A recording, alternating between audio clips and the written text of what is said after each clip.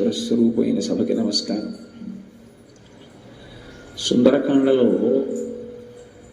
అన్వేషణ ఘట్టం దగ్గర పరమాద్భుతమైనటువంటి సన్నివేశం ఏమిటంటే, మనసు ఎంత రంజిల్లుతున్నా, ఎంత సీతమ్మ గురించి పరివేదన పొందుతున్నా, సీతామాత దర్శనం కోసమని ఆ అన్వేషణ ఎంత అకుంఠిత దీక్షతో కొనసాగుతున్నా, శరీరానికి ఒక ధర్మం ఉంటుంది. ఆ శరీరం బడలిపోవడం అన్నది ఒకటి ఉంటుంది, దానికి ఆకలి వెయ్యడం అన్నది ఒకటి ఉంటుంది, దాహం వెయ్యడం అన్నది ఒకటి ఉంటుంది.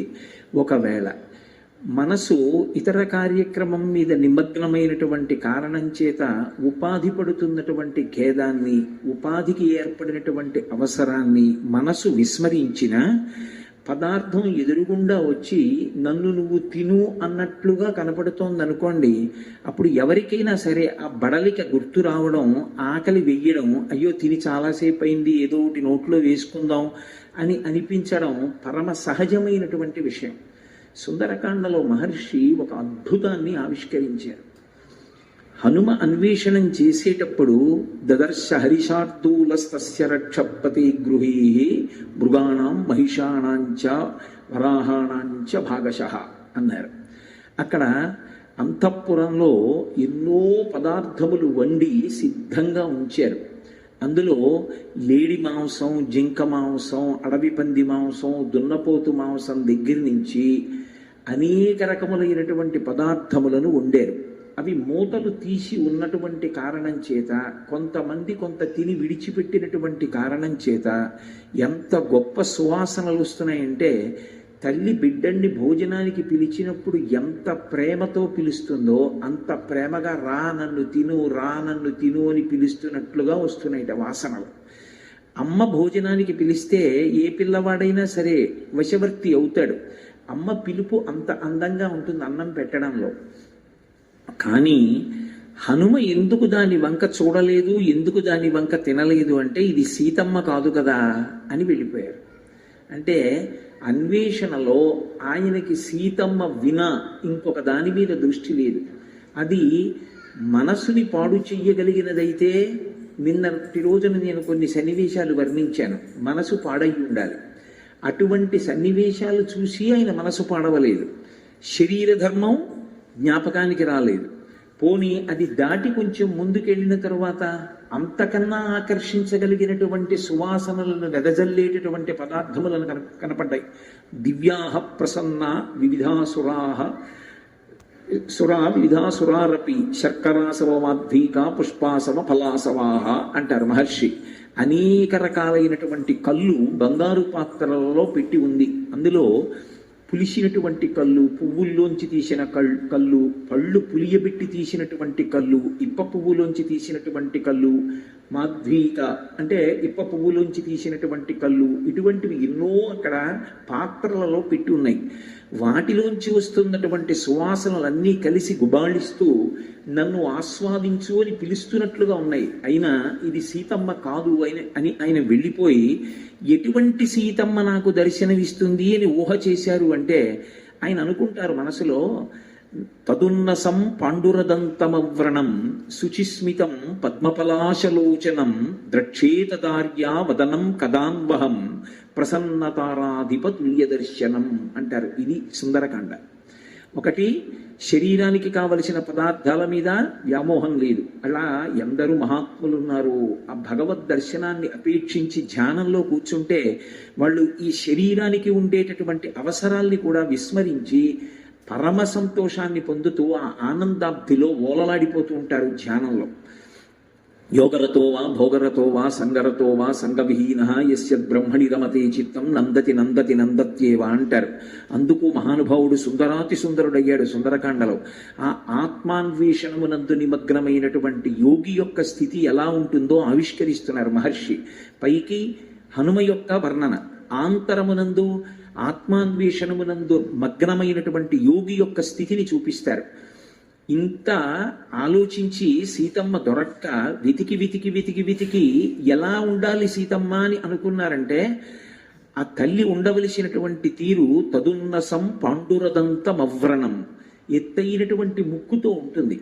ఆయన చూశారా సీతమ్మని? చూడలేదు. కానీ సాముద్రికంలో మా తల్లి అంత గొప్పగా ఉంటుంది. పద్మిని జాతి స్త్రీ ఎలా ఉంటుందో అలా ఉంటుంది. తెల్లని దంతపంక్తితో ఉంటుంది.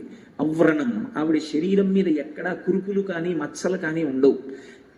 అవ్రణం, శుచిస్మితం, చిన్న చిరునవ్వు నవ్వుతూ ఉంటుంది. అంత కష్టంలో ఉన్నా సరే ఆ చిన్న చిరునవ్వు మాత్రం ఆవిడ ముఖం మీద పోదు. శుచిస్మితం పద్మపలాశలోచనం, పద్మముల వంటి కన్నులతో విరాజిల్లుతుంటుంది. ద్రక్షేతదార్యావదనం కదాన్వహం, అటువంటి నా తల్లి ముఖాన్ని నేను ఎప్పుడు చూడగలుగుతాను? ప్రసన్నతారాధిపతుల్య దర్శనం, ఆ దర్శనం నా మనసుకు ఎటువంటిది అంటే, పూర్ణచంద్ర బింబాన్ని చూస్తే మనసు ఎలా రంజిల్లుతుందో, ఎలా శాంతి పొందుతుందో, ఎలా సంతోషిస్తుందో, అలా నా వరకు నాకు నా తల్లి యొక్క ముఖం కనపడమే పూర్ణచంద్రబింబ దర్శనంతో సమానం. ఎందుకంటే లోకంలో అపయ దీక్షితుల వారు 3 వస్తువుల్ని నిర్ధారణ చేశారు.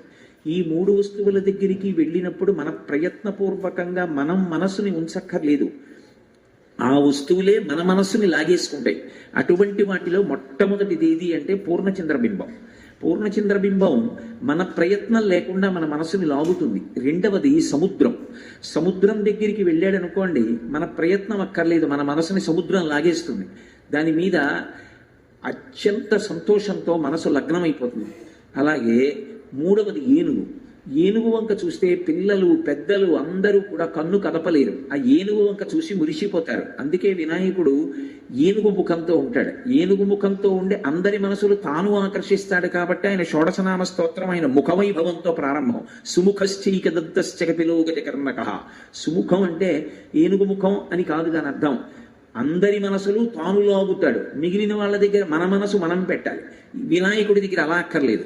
ఆయనే మన మనసు లాగి మీ మనసు నా దగ్గర పెట్టావని ఫలితాన్ని ఇచ్చేస్తాడు. అందుకని సుముఖుడు. అలా అటువంటి నా తల్లి యొక్క ముఖమండలం ఎప్పుడు దర్శనం అవుతుందో, చిట్ట చివరికి ఇక సీతమ్మ తల్లి దర్శనం కాలేదనేటటువంటి బాధతో శరీరమే విడిచిపెట్టేద్దాం అనుకున్నటువంటి హనుమ శరణాగతి మార్గాన్ని అవలంబించారు. శాస్త్రంలో శరణాగతి అనేటటువంటిది ఎంత గొప్పదో నిరూపణం చేశారు. నమోస్తు రామాయ సలక్ష్మణాయ దేవ్యై చ తస్యై జనకాత్మజాయై నమోస్తు రుద్రేంద్ర యమానిలేభ్యో నమోస్తు చంద్రార్కమరుద్గణేభ్యః సిద్ధిం వే సంవిధాస్యంతి దేవాస్సర్షి గణాస్త్విహ బ్రహ్మా స్వయంభూర్భగవాన్ దేవాశ్చైవ దిశంతు మే సిద్ధిమగ్నిశ్చ వాయుశ్చ పురుహూతశ్చ వజ్రభృత్ వరుణ పాశహస్తైశ్చ సోమాదిత్యౌ తథైవ చ అశ్వినౌ చ మహాత్మానౌ మరుతః శర్వ ఏవ చ సిద్ధిం సర్వాణి భూతాని భూతానాం చైవయ ప్రభు దాస్యంతి మమయే ఛాన్యే హృదృష్ట్వా పదిగోచరాః అని సమస్త భూతములకు చతుర్ముఖ బ్రహ్మగారికి లక్ష్మణ సమేతుడైనటువంటి రామచంద్రమూర్తికి దేవ్యై చ తస్యై జనకాత్మజాయై దేవీ స్వరూపమైనటువంటి ఆ తల్లి జానకి ఆనాడు జనకుణ్ణి ఎలా అనుగ్రహించిందో అలా నన్ను అనుగ్రహించి నాకు దర్శనమిచ్చి సీతమ్మ దర్శనాన్ని హనుమ పొందారనేటటువంటి కీర్తి నాకు కట్టబెట్టాలి తప్ప నేను ఆవిడ్ని వెతికి పట్టుకుని హనుమ సీతాదర్శనం పొందారనేటటువంటి కీర్తి పొందడానికి అది వస్తువు కాదు. ఆవిడ పరబ్రహ్మస్వరూపిణి. అటువంటి తల్లి యొక్క దర్శనం ఆవిడ అనుగ్రహంతో జరగాలి తప్ప నేను ప్రయత్నం చేస్తే లభించదని శరణాగతి చేశారు. నమస్కార వైభవంలో వచ్చినటువంటి కించిత్ దోషాన్ని దిద్దుకున్నారు. బయలుదేరుతున్నప్పుడు సీతమ్మకి నమస్కరించలేదు. ఎందుకని అంటే సూర్యాయ మహేంద్రాయ పవనాయ స్వయంభువే భూతేభ్యశ్చ అంజలిం కృత్వా చకార గమనేవతిం అని బయలుదేరుతున్నప్పుడు బ్రహ్మగారికి, తండ్రి అయినటువంటి వాయుదేవుడికి, గురువు అయినటువంటి సూర్య భగవానుడికి, రామచంద్రమూర్తికి నమస్కరించారు తప్ప ఏ తల్లి దర్శనానికి బయలుదేరారో ఆ తల్లికి నమస్కరించలేదు. ఇప్పుడు అది జ్ఞాపకానికి వచ్చింది. ఎందుకు జ్ఞాపకానికి వచ్చింది అంటే ఉపాసనలో మీరు ఒక విషయాన్ని జ్ఞాపకం పెట్టుకోవాలి. పరమ భక్తి తత్పరుడైనటువంటి వ్యక్తి ఎప్పుడైనా ఎక్కడైనా ఒక దోషాన్ని చేస్తే ఆ దోషాన్ని అమ్మవారు స్మృతి రూపంలో దిద్దుతుంది. మళ్ళీ ఆయనకే జ్ఞాపకం వస్తుంది, ఓ ఈ దోషం జరిగిందని. అందుకే ఆయన చనిపోవాలి అని అనుకున్నప్పుడు ఆయనకే ఒక విషయం స్ఫురణకొచ్చింది. వినాశే భవో దోషాః జీవన్ భద్రాని పశ్యతి అంటారు. ఆర్షవాక్కు అంటారు దాన్ని. రామాయణం ఈ జాతికి అందింపబడినటువంటి జీవగర్ర. అయిన దానికి కాంద్యానికి చచ్చిపోవడం గొప్ప కాదు, బ్రతికుండడం గొప్ప. పరిస్థితులను ఎదుర్కోవడం గొప్ప. ఎదుర్కొని రాటుదేరి తాను విజయం సాధించడం గొప్ప. అమ్మ కొట్టిందని చచ్చిపోవడం, నాన్నగారు దెబ్బలాడారని చచ్చిపోవడం, పరీక్ష పోయిందని చచ్చిపోవడం, ప్రతిదానికి చచ్చిపోవడం మార్గం కాదు. మృత్యుదారు కుఠారిక ఆవిడ. మృత్యువు అనేటటువంటి దారువుకి ఆవిడ గొడ్డలి పెట్టు లాంటిది. ఆ తల్లిని స్మరించినంత మాత్రం చేత ఆవిడ ఉపాసనలో వచ్చేటటువంటి దోషాన్ని దిద్దుతుంది. అందుకే ఆయనకు ఒక విషయం జ్ఞాపకానికి వచ్చింది, వినాశే భవో దోషాహ. అసలు నేను చనిపోతాననేటటువంటి ఆలోచన మనిషికి రావడం పరమ భయంకరమైన విషయం. అంతకన్నా దోషభూయిష్టమైన ఆలోచన ఇంకొకటి లేదు. చనిపోయి ఏం సాధిస్తాం? చనిపోకూడదు. జీవన్ భద్రాన్ని పశ్యతి. ఎవడు బ్రతికుంటాడో వాడు ఎప్పుడో అప్పుడు శుభవార్త వింటాడు. ఇది సుందరకాండలో అనేక పర్యాయాలు దొరుకుతుంది ఇటువంటి సందర్భం. అందుకని సంపాతి వాక్యం జ్ఞాపకానికి వచ్చింది.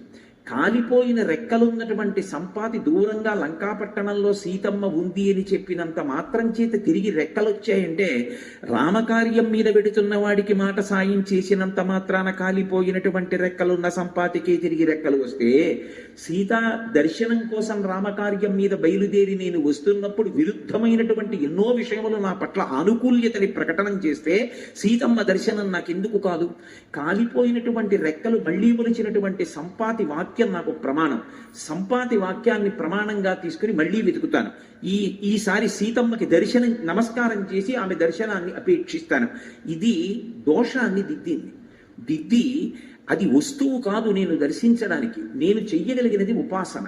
ఆమె అనుగ్రహించి దర్శనం ఇవ్వాలి తప్ప నేను కాదు దర్శనం చేసేది. అందుకని ఇప్పుడు నమస్కారంతో మొదలుపెట్టారు. నమోస్తు రామాయ సలక్ష్మణాయ దివ్యై చ తస్యై జనకాత్మజాయై. ఎప్పుడు కూడా ఉపాసనలో భగవంతుణ్ణి ఒక్కడిని పిలవరు. అందుకే మీరు సనాతన ధర్మంలో ఉపాసనకి సంబంధించిన రహస్యాన్ని గమనిస్తే ఎప్పుడు భగవంతుణ్ణి ఆరాధన చేసినా సశక్తియుతుడిగా ఆరాధన చేస్తారు. పక్కన శక్తి లేనటువంటి వాడిని ఆరాధన చెయ్యరు. ఏదో శిచీ పురంధరాభ్యాం నమః, వాణీ హిరణ్యగర్భాభ్యాం నమః, పార్వతీ పరమేశ్వరాభ్యాం నమః, సీతారామాభ్యాం నమః అలా అంటాం తప్ప పక్కన అమ్మవారు లేనటువంటి వారికి సంప్రదాయంలో ఉపాసన రీత్యా పూజ చేయరు. జ్ఞానం ఇవ్వగలిగినటువంటి మహాపురుషులు ఉంటారు, అది గురువుగా పూజ ఉంటుంది, అది వేరు. నిత్య పూజ చేసేటప్పుడు పక్కన అమ్మవారితో కూడుకున్నటువంటి పరమాత్మ స్వరూపాన్ని పూజ చేస్తూ పరివార దేవతలతో కలిపి పిలుస్తారు. అందుకే దేవాలయానికి వెళ్ళినా చుట్టూ పరివార దేవతలు ఉంటారు.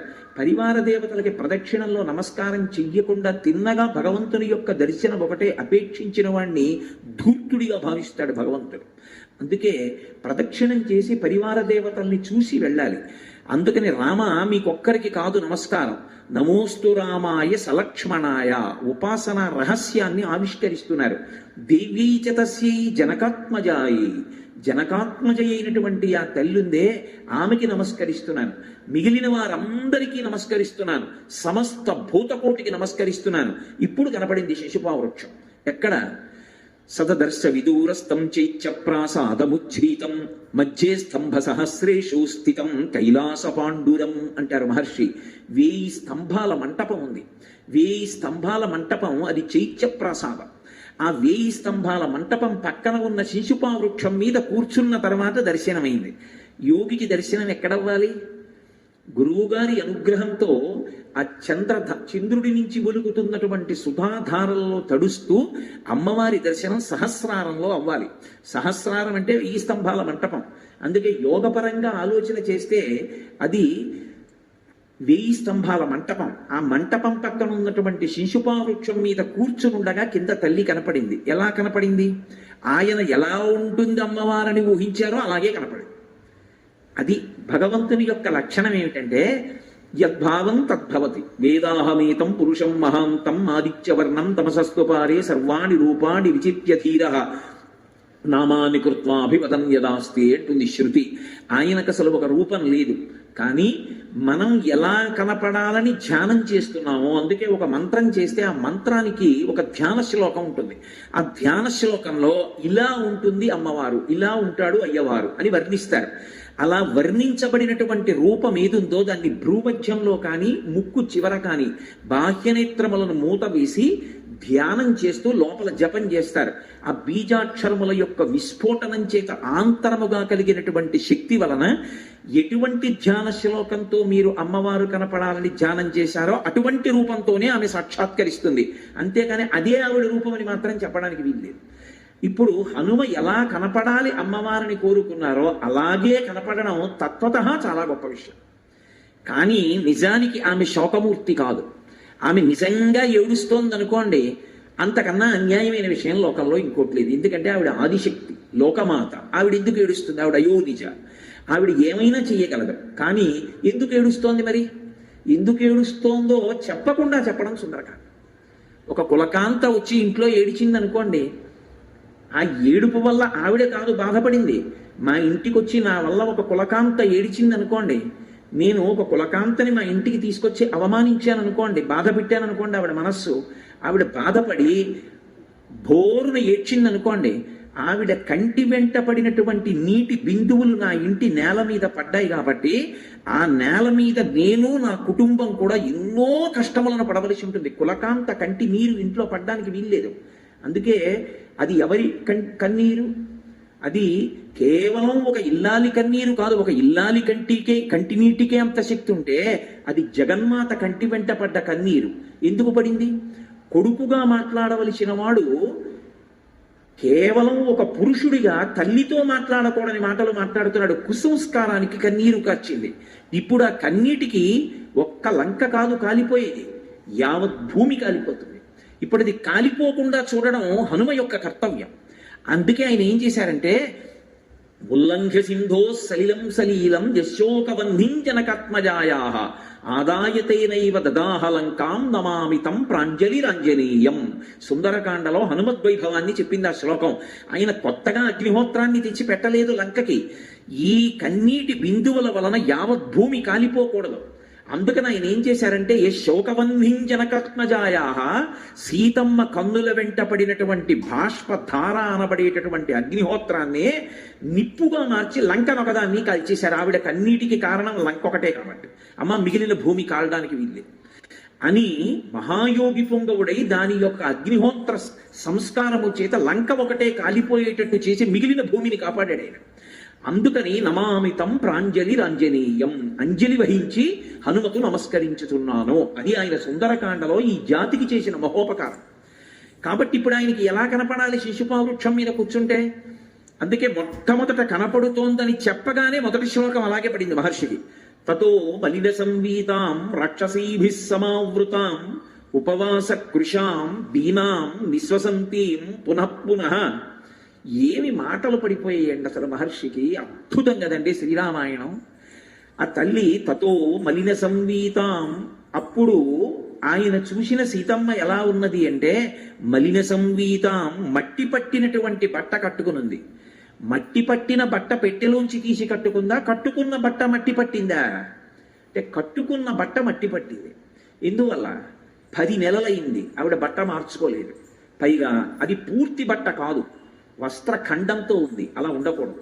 అంచు ఉన్న వైపు చింపేసిన బట్టని కట్టుకోకూడదు. అగ్నిహోత్రం వల్ల కన్నం పడ్డ బట్ట కట్టుకోకూడదు. వేదం పటలపందని చెప్తుంది. అది విపరీత ఫలితాలు ఇస్తుంది. ఇప్పుడు ఆవిడ 10 నెలల నుంచి బట్ట మార్చుకోవాలి. మట్టి పట్టేసింది, కంపు వస్తోంది, అయినా ఆ బట్టతో ఉంది. పైగా దాని ఉత్తరీయం చింపేసింది. ఉత్తరీయం వైపు అంచు ఉంటుంది, అంచు ఉన్న వైపు చింపేసింది ముక్క. చింపి ఆభరణములు మూట కట్టి కిష్కింధ వైపు వదిలేసింది కాబట్టి ఇప్పుడు ఆవిడ కట్టుకున్నది బట్ట కాదు, వస్త్రఖండం. అలా కట్టుకోకూడదు బట్టని, వస్త్రఖండాన్ని కట్టుకోరు. అందుకే మరొకలా అనుకోకండి, నేను ఉన్న శాస్త్రం చెప్పగలనంటే విమర్శించడం నా ఉద్దేశ్యం కాదు. ఎప్పుడైనా సరే కత్తెర పెట్టి ముక్కలు చేసి మళ్ళీ కుట్టిన బట్ట కట్టుకున్నాడు అనుకోండి, వైదిక కర్మకి అర్హత ఇవ్వరు. అందుకే తిరుమల లాంటి దేవాలయాల్లోకి వెళ్ళినప్పుడు సాంప్రదాయమైన వస్త్రధారణ చెయ్యండి అని ఎందుకంటారంటే, మనని బాధ పెట్టడం వల్ల ఉద్దేశ్యం కాదు, మనకి ఫలితం కట్టపెట్టాలి అని. ఒకసారి వస్త్రాన్ని కత్తెర పెట్టి కానీ కత్తిరించేశారనుకోండి ముక్క ముక్కల కింద, వస్త్రానికి ఉన్నటువంటి అధిదేవతలందరూ కూడా విడిచిపెట్టేస్తారు. ప్రతి పోగుకి దేవతలు ఉంటారు.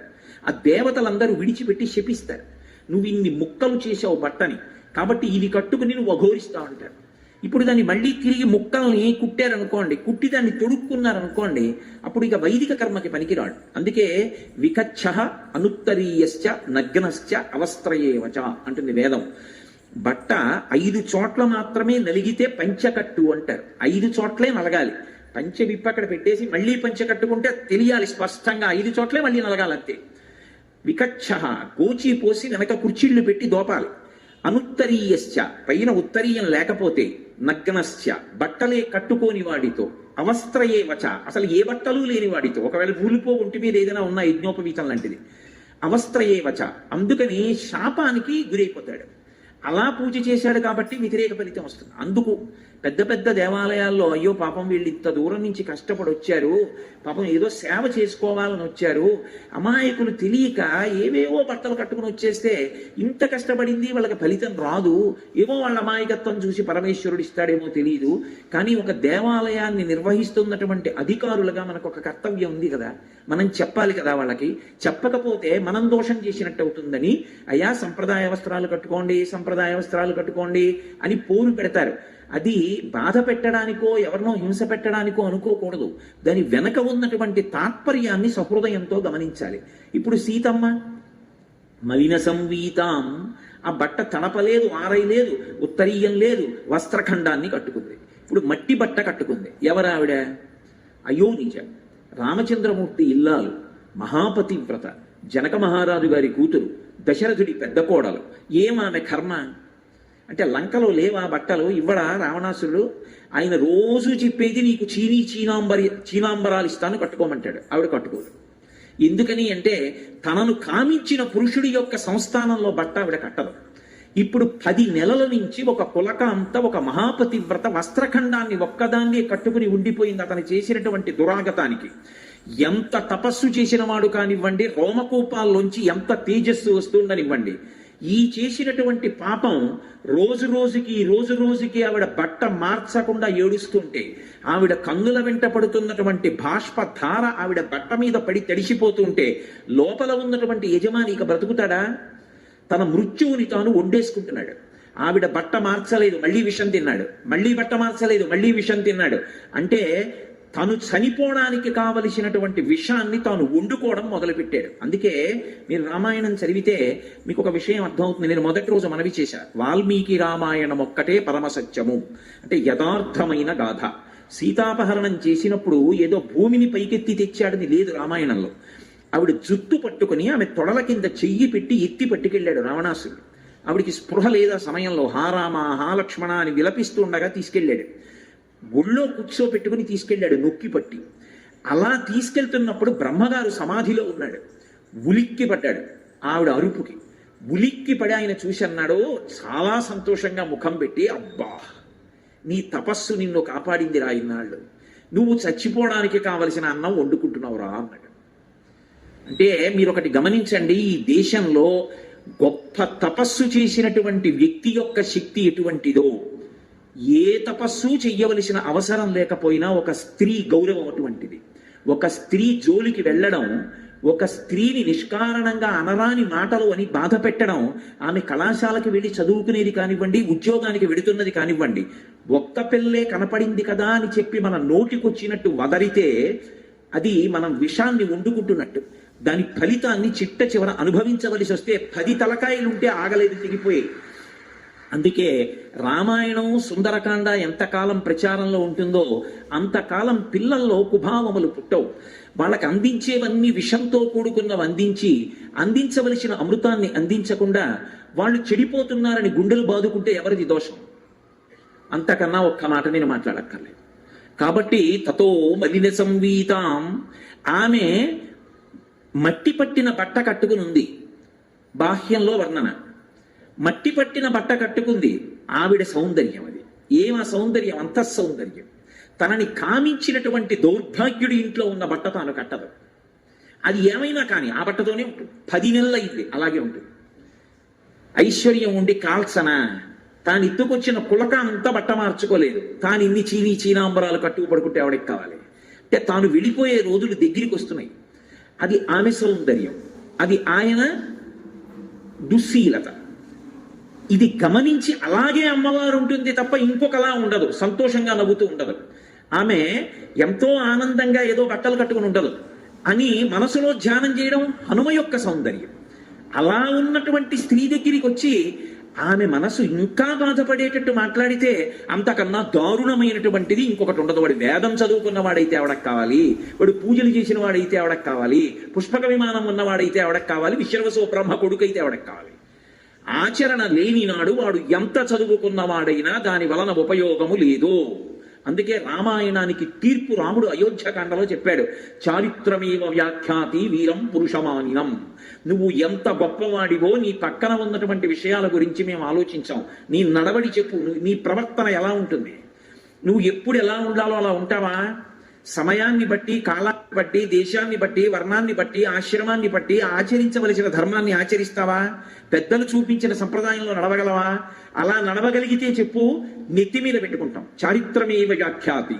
నీకు తెలుసు కానీ ఆచరించవు, అక్కర్లేదు, పక్కన పెట్టేస్తారు. అందుకే నేను ఆచరిస్తాను. తెలుసుకుని ఉండడం ఒక్కటి కాదు, ఆచరించడం నా ధర్మం అంటాడు రామచంద్రమూర్తి. అన్నీ తెలుసు, ఆచరణ అక్కర్లేదు రావణాసురుడికి. ఎవరి ముందు నిలబడలేకపోయారు. తెలియడం గొప్ప కాదు, ఆచరించడం గొప్ప. ఆచరణ ఉన్నవాడి ముందు కేవలం తెలిసి ఉన్నవాడు నిలబడలేడు. రామాయణం యొక్క తీర్పు. వాడు తదితలలు ఉన్నవాడైనా సరే. ఒక్కొక్క శ్లోకంలో ఒక్కొక్క మాటని ఇలా అన్వయం చేశారనుకోండి, ఎన్ని విధాల సౌందర్యం అది. అప్పుడు నేను ఒక్క శ్లోకం ఎన్నాళ్ళు చెప్పవలసి ఉంటుంది. కాబట్టి నేను అందించాను కాబట్టి మీరు అలా అన్వయం చేసేసుకోగలిగిన సమర్థులు. అన్వయం చేసుకోగలిగిన సమర్థులు నీ చెప్తే కాదు, నాకు చెప్పగలిగినంత సమర్థులు. కానీ వినయంగా వినడం మీ యొక్క గొప్పతనం కాబట్టి వింటున్నారంతే. కాబట్టి తతో మలిన సంవీతాం రాక్షసీభిః సమావృతాం. చుట్టూ రాక్షస స్త్రీలను ఉంచాడు.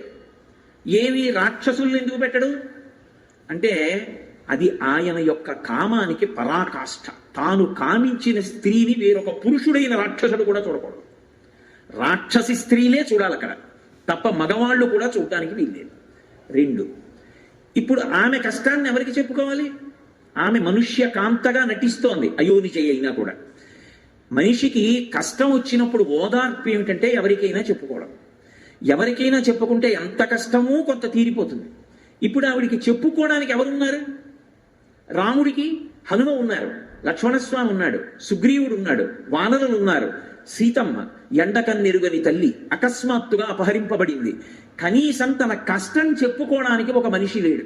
సరికదా ఒక రాక్షసుడిని ఎవరినైనా అక్కడ పెడితే రాక్షసుడు ఆమె వంక చూసేస్తాడేమో, చూడ్డానికి కూడా వీల్లేదు. ఆయన సొత్త, ఆమె రామచంద్రమూర్తి సొత్తు. ఇలా నిర్ణయించడానికి ఆయన ఎవరు? రావణుడు. ఇప్పుడు రాక్షసీభిః సమావృతాం. మనసు ఎంత క్రౌర్యంతో ఉన్నదో, ఎంత రాక్షస బుద్ధి ఉన్నవాడో రావణుడి శ్లోకం చెప్తోందా చెప్పట్లేదా?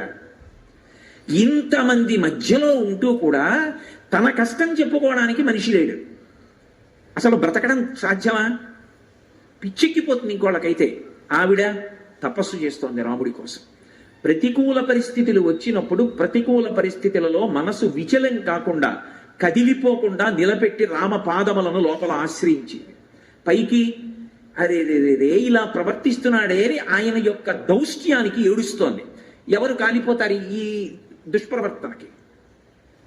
రాక్షసీభిః సమావృతాం అంటే అందుకే మహానుభావుడు స్వామి వివేకానందుడు ఒక మాట అన్నాడు, అసలు ఎక్కడా ప్రపంచ వాంగ్మయంలో ఇక సీతమ్మ తల్లి లాంటి వ్యక్తి ఇక పుట్టదు. ఆ తల్లికి ఆ తల్లియే సాటి. మహాపతివ్రత, అద్భుతమైన నడవడి ఆ తల్లిది అన్నాడు. కాబట్టి రాక్షసీభిః సమావృతాం ఉపవాస కృషాం. ఆమె ఉపవాసాలు చేస్తోంది. ఉపవాసాలు అంటే అశనం అంటే అన్నం తినకుండా ఉండడం. ఉపవాసం అంటే మనసుని నిగ్రహించడానికి సాత్విక పదార్థాన్ని పరమ పరిమితంగా అందించి దాని చేత మనసుని పరిపుష్టం చేసుకుని ఎప్పుడు దేన్ని పట్టుకోవాలో దాన్ని పట్టుకుని ఉండడం. ఎందుకంటే కడుపుకి కంటికి దగ్గర సంబంధం. కడుపు నిండిపోయింది అనుకోండి, కనురెప్ప పడిపోతుంది. కడుపులోకి రజోగుణ తమో గుణ భూయిష్టమైన పదార్థం వెళ్ళింది అనుకోండి, ఆలోచన కూడా అలాగే ఉంటుంది. అందుకే సాత్వికమైన పదార్థం అందిస్తారు. అయినప్పుడు ఆ తల్లి ఉపవాస కృషాం, ఆమె శరీరం కృషించిపోయింది. దేని చేత? ఉపవాసముల చేత. మరి లంకలో బట్టే కట్టుకోదే, ఎలా బ్రతికింది? మరి మనుష్యకాంతగా బతుకుతోంది. 10 నెలలు అయిందిగా. ఓ పండు తిన్నా దోషమేగా మరి అలాంటప్పుడు. ఓ పండు తిన్నది లంకాపట్టణంలో పండేగా, మరి ఎక్కడది ఆవిడికి? అంటే ఆవిడ పాతివ్రత్య శక్తి అటువంటిది. ఆవిడ శరీరం నిధనం కాకూడదని దేవేంద్రుడు ప్రతిరోజు పాయసాన్నం పంపేవాడు ఆవిడికి. ఆమె ఆ పాయసాన్ని దేవతలు తీసుకొస్తే స్వీకరించేది. దేవతలు అందరి కంటికి కనపడవు, అది ఆ తేజస్సున్న వాళ్ళకే కనపడతారు. ఆమె పాయసాన్ని పుచ్చుకుని భర్తృశేషం భర్తకి పెట్టకుండా తినకూడదు. అందుకని ఆమె ఏం చేసేదంటే, ఈ భూమండలంలో ఎక్కడ ఉన్నా ఇది రాముడికి, రాముడు లక్ష్మణుడు తినకుండా తినడం, అది ఆయన నియమం. త్యాగరాజస్వామి కీర్తన ఉంటుంది, బా ఎంత అద్భుతంగా చేశారు అసలు ఆ కీర్తన. నేను వడ్డిస్తానంటూ చేస్తారు త్యాగరాజస్వామి. రామాయణ హృదయాన్ని పట్టుకుని చేశారు మహానుభావుడు. అందుకని ఈ భూమి మీద ఎక్కడ ఉన్నా రామలక్ష్మణుల యొక్క కడుపు నిండుగాక అని వాళ్ళ ప్రీత్యర్థం ముందు భూమి మీద వదిలిపెట్టేది కొంత పాయసం. బహుపరిమితంగా శరీరాన్ని నిలబెట్టుకోవడానికి కొంత పాయసాన్ని ఆవిడ పుచ్చుకునేది. ఇప్పుడు ఆవిడ లంకలో అన్నపు మితుకు కూడా తినలేదు. ఉపవాస కృషాం, తన ఇంట 10 నెలల నుంచి ఉన్నటువంటి ఒక మహాపతివ్రత పిడికెడు మెతుకులు తన ఇంట్లో తినలా. ఒక కాయ కానీ ఒక పండు కానీ ముట్టుకోలా. ఎవరికి ప్రమాదం ఇది? ఎవడు ఈ పాపానికి బాధ్యత? ఎవడి ఖాతాలో గెడుతుంది ఈ పాపం? ఇవన్నీ మహర్షి చెప్తున్నారా? చెప్పకుండా చెప్పడం మహర్షి కావ్యరచనలో సౌందర్యం. అందుకు సుందరకాండ. ఉపవాస కృషాం దీనాం, ఆమె మహాదీనంగా ఉంది. సాధారణంగా లోకంలో దీనుడు అన్న మాటకు అర్థం ఏమిటంటే తనకి తాను సహాయం చేసుకోలేనివాడు. ఏ సహాయం అందక ఎవరో వచ్చి ఆదుకుంటే బాగుండునని చెప్పి దైన్యంతో ఉన్నటువంటి వాడెవరో వాళ్ళని దీనుడు అంటారు. ఆమె లోకమాత, జగజ్జనని, అపారమైనటువంటి తపశ్శక్తి సంపన్నురాలు. మరి ఆవిడ దీనురాలు ఏమిటి? ఆవిడ ఎందుకు తనని తాను రక్షించుకోదు? ఆవిడ తలుచుకుంటే, ఆవిడ అగ్నిహోత్రుని ఒక్క ప్రార్థన చేసిందనుకోండి, దేవతలను ఒక్క ప్రార్థన చేసిందనుకోండి, ఆవిడ ఉత్తర క్షణంలో మళ్ళీ కళ్ళు తెరిచేటప్పటికీ ప్రసరవణ పర్వతం మీద ఉంటుంది రామపాదార విందముల యందు. మరి ఎందుకు చేయదు? ఎందుకు దీనంగా అక్కడే ఉంది? అంటే మానవకాంతగా ప్రవర్తిస్తోంది కదూ, పతివ్రతగా నిలబడింది కదూ. పతియాజ్ఞ లేకుండా తన తపస్సుని తన రక్షణ కొరకు ఉపయోగించకూడదు. అది ఆవిడ దైన్యం. ఒక మనుష్యకాంతగా పాతివ్రత్యాన్ని పాటించేటప్పుడు నియమాన్ని దాటకుండా ఉండి, శక్తి ఉండి రావణుండి నిగ్రహించకుండా తన గౌరవాన్ని నిలబెట్టుకుని అలాగే నిలబడిపోవడంలో దైన్యం కనపడుతోంది తప్ప ఆమె శక్తి లేనిది కాదు. ఇప్పుడు అంత శక్తివంతురాలు శక్తి ఉండి వెళ్లకుండా అలాగే ఉంటే ఆవిడ బాధ పెడుతుంటే ఏమైపోతాడు రావణుడు? ఇది సౌందర్యం శ్లోకంలో. ఉపవాస కృషాం దీనాం నిశ్వసంతీం పునః పునః, ఆమె మళ్ళీ మళ్ళీ మళ్ళీ మళ్ళీ నిట్టూర్పులు విడుస్తోంది. నిట్టూర్పు అంటే అన్నారు అనుకోండి, అది నిట్టూర్పు అంటారు. పెద్ద ఊపిరి వదిలిపెడుతూ ఉండడం. ఎందుకు అంటే ఆమె లోపల రాముడితో కలిసి ఉంది. ధ్యానమునందు ఆమె రాముడి కన్నా భిన్నంగా లేదు. ఆమె రామపాదార విందములను సేవిస్తోంది లోపల. కానీ ఆమెకి బాహ్యంలో రామ స్పర్శ కావాలి, రాముడితో కలిసి ఉండాలి. ఇంత ధ్యానం చేస్తున్నాను, ఇంకా రాముడు రాలేదు. ఏ దోషం జరిగింది? ఎందుకు రాలేదు? ఇది అందుకు ఆవిడ నిట్టూరుస్తోంది. అంటే ఆవిడ ఎంత ధ్యాన స్థితిలో ఉంది. అటువంటి ఆవిడ దగ్గరికి వెళ్ళి అనరాని మాట ఏదైనా అంటే కట్టి కుడిపోయేదు. ఎంత తపస్సైనా కాపాడుతుందా? ఇంకా ఇదే ఆమె ఆంతరస్థితి. బాహ్యమునందు హనుమ ఎలా కోరుకున్నారో అలా కనపడుతోంది. కాబట్టి తతో మలిన సంవీతాం రాక్షసీభిః సమావృతాం ఉపవాస కృషాం దీనాం నిశ్వసంతీం పునః పునః దదర్శ శుక్లపక్షాదౌ చంద్రరేఖామివామలాం మంద ప్రఖ్యాయమానేన రూపేణ రుచిరప్రభాం. ఆమె శుక్లపక్షంలో ఉండేటటువంటి తదియనాటి చంద్రరేఖ బయటికి వస్తున్నప్పుడు ప్రయత్నపూర్వకంగా మనసు పెట్టి దృష్టి పెట్టి చూస్తే తప్ప మాంసనేత్రములకు ఆకాశమనందు మేఘమండలంలో ఎలా ద్యోతకం కాదో అలా బాగా పట్టి పట్టి చూస్తే తప్ప ఈమె సీతమ్మ అని గుర్తుపట్టడం కుదరదు. అలా శోకమూర్తి బాగా కృషించిపోయి ఏడుస్తూ ఆ తల్లి అలా ఉంది. మరి అలా కనపడాలనేగా అడిగారు నిన్న. అవ్యక్త రేఖామివ చంద్రరేఖాం పాంసు ప్రసిద్ధామివ హేమరేఖాం క్షతప్రరూఢామివ భానరేఖాం వాయుప్రభిన్నామివ మేఘరేఖాం ఉష్ణార్థితాం సానుసృతాస్రకంఠీం పురావరార్హోత్తమ నిష్కంఠీం సుజాత పక్ష్మామభిరక్త కంఠీం వనే ప్రవృత్తామివ నీలకంఠీం అని అడిగారు కదా. అలాగే కనపడుతోంది ఆవిడ. ఆ తల్లి ఇక్కడే ఉంటుంది. అంతర్ముఖ సమారాధ్య బహిర్ముఖ సుదుర్లభ. అంత తేలిగ్గా ఆవిడేం కనపడదు. పాలలోనే ఉన్న నెయ్యి ఎంతో సాధన చేస్తే తప్ప పైకి రానట్టు ఆ పాలు తేవాలి, కాచాలి, పొంగిపోకుండా చూసుకోవాలి, పొయ్యి మించి దింపాలి, నీళ్లు చల్లాలి, పెరుగు తేవాలి, తోడు పెట్టాలి, పెరుగు అవ్వాలి, కవ్వం దింపాలి, నీళ్లు పొయ్యాలి, చల్ల చెయ్యాలి, వెన్న తేలాలి, చేత్తో తీయాలి, గిన్నెలో వెయ్యాలి, పొయ్యి మీద పెట్టాలి, సన్నని సెగ మీద కాల్చాలి, అప్పుడు నెయ్యి వస్తుంది. కానీ నెయ్యి ఎక్కడది? పాలలోదే. అలా అంతటా ప్రకృతి స్వరూపిణి అయి ఉన్నటువంటి జగన్మాత ఎలా కనపడుతుంది? ప్రయత్నపూర్వకంగా ధ్యానం చేస్తేనే కనపడుతుంది. అందుకే దదర్శ శుక్లపక్షాదౌ చంద్రరేఖామివామలాం మంద ప్రఖ్యాయమానేన రూపేణ రుచిర ప్రభాం పినత్తాం ధూమజాలేన శిఖామవి విభావసోహో పీతేనైకేన సంవీతాం క్లిష్టేనోత్తమమాసస. ఏమి శ్లోకాలు వేసేశారో మహర్షిని నిజంగా. పినద్ధాం ధూమజాలేన శిఖామవి విభావసోహో. మీకు అసలు ఏ కావ్యంలో కనపడవు ఇటువంటి ఉపమానాలు. ఆ తల్లి ఎలా ఉందంటేట, పొగ పట్టినటువంటి అగ్ని కీలలా ఉందిట. చుట్టూ పొగ ఆవరించింది. అగ్ని కీల ఆ పొగలోంచి ప్రకాశించాలని ప్రయత్నం చేస్తోంది. ఇప్పుడు అది ఎలా ఉంటుందో అమ్మవారు అలా ఉంది. సీతమ్మ అలా ఉంది. అగ్ని కీల సీతమ్మ, చుట్టూ ఉన్న పొగ రావణుడు, రాక్షసులు. అగ్ని పైకి లేస్తుంది, పొగ ఏదో ఒక నడిపోతుంది. జ్వాల నిలబడుతుంది, పొగ పోతుంది. ప్రయత్నించిన పొగ ఎప్పటికీ అగ్ని నిధనం చేయలేదు. పొగ ఉండదు, అగ్ని నిలబడుతుంది. అమ్మవారు శాశ్వతమైన కీర్తి గణిస్తుంది. ఆవరిద్దామని ప్రయత్నించినటువంటి ధూమం లాంటి రాక్షసులు నశించిపోతారు. చెప్పకుండా చెప్పడం కావ్యంలో. అందుకని పినద్ధాం ధూమజాలేన శిఖామవి విభావసోహో పీతేనైకేన సంవీతాం క్లిష్టేనోత్తమవాసస. ఒకే ఒక్క పట్టు చీర, అది పచ్చటి పట్టుబట్ట. ఎప్పుడు కట్టుకుందో? సీతాపహరణం జరిగేటటువంటి రోజున కట్టుకున్నటువంటి పట్టుబట్ట. ఆ పట్టుబట్టతోటే ఉన్నది సుమా. మళ్ళీ చెప్తున్నారు మహర్షి, ఎవరిని కట్టి కుడిపేస్తుంది ఇదంతా.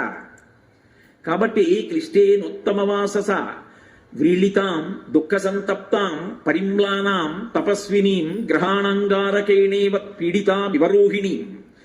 ఇన్ని అసలు అద్భుతాలు ప్రయోగించేశారంతే. వ్రీడితాం, ఆమె సిగ్గుపడుతోంది. ఏమిటి సిగ్గుపడ్డం ఎందుకు అంటే, కొడుకు కొడుకులా ప్రవర్తించాలి, కొడుకు పురుషుల్లా ప్రవర్తించాడు అనుకోండి, ఆ తల్లి సిగ్గుపడుతుంది. ఇటువంటి దౌర్భాగ్యుడికి జన్మనిచ్చాడు. లోకంలో ఒక విషయం పెద్దలు అంగీకరిస్తారు. పొయ్యి మీద గిన్నె పెట్టి గిన్నెలో పాలు పోస్తే కింద అగ్నిహోత్రం వెలిగితే పాలు పొంగుతాయి. పాల మీద నీళ్లు జల్లితే పాలు కిందకి వెళ్ళిపోతాయి. పాల మీద నీళ్లు అమ్మ, పాల కింద అగ్ని. స్త్రీని చూడడం, స్త్రీత్వాన్ని, ఆడతనాన్ని చూస్తే అగ్నిహోత్రం, అమ్మతనాన్ని చూస్తే పాలు చల్లడం. కన్న తల్లిని చూస్తే ఎవడికైనా కూడా అసలు మనసులో కామవికారం కలగదు. అమ్మా అన్న మాట వినపడగానే కామవికారం అణిగిపోతుంది.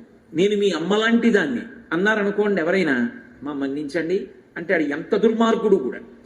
అటువంటిది జగన్మాత, పరకాంత, మహాపతివ్రత, రామచంద్రమూర్తి ఇల్లాలు. ఆమెని తీసుకొచ్చి తల్లి లాంటిది, గృహలక్ష్మి గృహే గృహే, అటువంటి తల్లిని చూడకూడని చూపు చూస్తుంటే ఆవిడ సిగ్గుగా ఉండదు ఇటువంటి బిడ్డ అని. అది ఆమె ఉత్తమ సంస్కారం, అందరినీ బిడ్డలుగా చూడడం. ఇది ఆయన కుసంస్కారం, తల్లి యందు స్త్రీని చూడడం. వ్రీళితాం దుఃఖ సంతప్తాం, అందుకు ఏడుస్తోంది ఆవిడ. పరిమ్లానాం, వాడి వత్త అయిపోయింది. తామర తీగ ఎండిపోతే ఎలా ఉంటుందో అలా ఉంది. పరిమ్లానాం తపస్వినీం, ఆమె తపస్సు చేస్తోంది. తపస్సు చేస్తున్నటువంటి స్త్రీ జోలికి వెడితే, మహాపతివ్రత జోలికి వెడితే ఎంత ప్రమాదం. తపస్వినీం గ్రహాణంగారకేణేవ పీడితామివ రోహిణీం. రోహిణి చంద్రుని యొక్క ఇల్లాలు.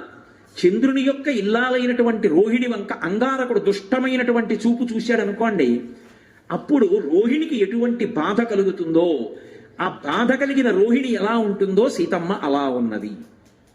కాబట్టి గ్రహాణంగారకేణేవ పీడితామివ రోహిణీం తాం స్మృతిమివ సందిగ్ధాం వృద్ధిం విపచితామివ విహచా వివశ్రద్ధ ఆశాం ప్రతిహతామివ.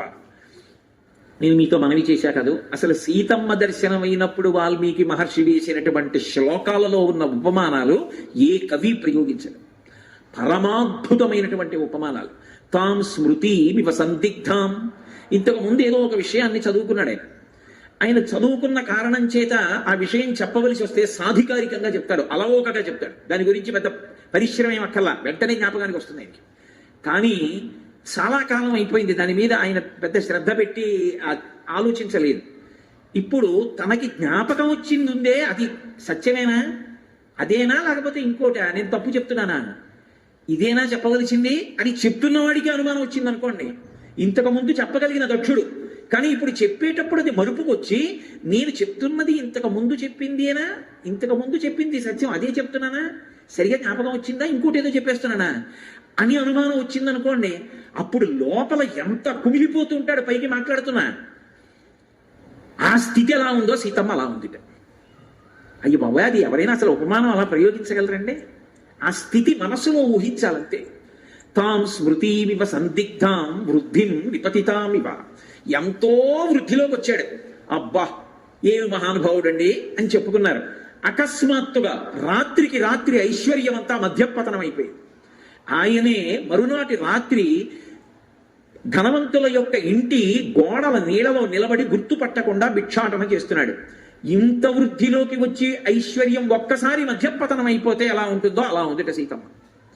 వృద్ధిం నిపతితామివ. ఎందుకంటే అప్పుడే చెప్పింది, సీతాపహరణం జరిగే ముందే చెప్పింది, ఇంకా మనం అంతఃపురానికి వెళ్ళిపోతాం కదా రామా, ఒకవేళ అది ప్రాణాలతో దొరకకపోతే జింక శరీరాన్నైనా పట్టండి, నా అంతఃపురంలో పెట్టుకుంటానని. ఎందుకంటే ఆవిడ అప్పటికి పెట్టి సర్దేస్తోంది, ఇంటికి వెళ్ళిపోదామని. అయిపోతోంది ఇంకా సమయం, అమ్మయ్య అరణ్యవాసం అయిపోతోంది అనుకుంటోంది. అనుకుంటున్న ఆవిడ ఇంత కష్టంలోకి వెళ్ళింది. మరి ఆవిడ బాధ ఎలా ఉంటుంది? వృద్ధిం నిపతితామివ విహతామివ చ శ్రద్ధ.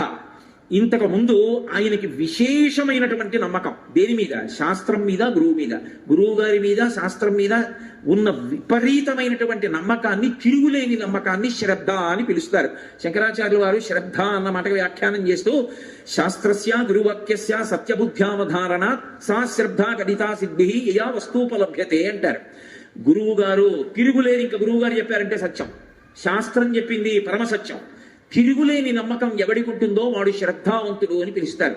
ఒకప్పుడు ఒక వ్యక్తి అటువంటి శ్రద్ధ కలిగిన వాడు. ఇప్పుడు శాస్త్రం ఏమిటి, గురువు గారు ఏమిటండి అని తన విచ్చలవిడిగా తిరుగుతున్నాడు. ఆయన్ని చూస్తే ఎలా ఉంటుందో అలా ఉందిట సీతమ్మ. ఎందుకని? ఒకప్పుడు రాముడి చేత లక్ష్మణుడి చేత రక్షింపబడుతున్నటువంటి దుర్నిరీక్షురాలైనటువంటి తల్లి ఇవాళ అటువంటి స్థితిలో ఉంది. అందుకే తాం స్మృతిమివ సందిగ్ధాం వృద్ధిం నిపతితామివ విహచామివ శ్రద్ధ ఆశాం ప్రతిహతామివ. తప్పకుండా ఈ పని అయిపోతుంది అనుకున్నాడు. అమ్మయ్య ఈ పని అయిపోతుంది, ఇంకా మనకేమీ బెంగలేదు అనుకున్నాడు. చిట్ట చివరకు వచ్చేసింది, పూర్తి వ్యతిరేకంగా జరిగింది. అయిపోతుంది అనుకున్న పని. ఇప్పుడు ఆ వ్యక్తి ఎలా ఉంటాడు, అతని ముఖం ఎలా ఉంటుంది? అలా ఉందిట సీతమ్మ. ఆ తల్లి యొక్క మనస్థితిని చెప్తారు. తాం నీలకేశీం బింబోష్ఠీం సుమధ్యాం సువ్యవస్థితాం సీతాం పద్మపలాసాక్షీం మన్మథస్య రతిర్యథ. ఇది పవిత్రమైనటువంటి హృదయం అంటే. రావణుడు సీతమ్మని చూస్తాడు, హనుమ సీతమ్మనే చూస్తున్నారు. ఇద్దరు చూస్తున్నది ఆవిడ్నే.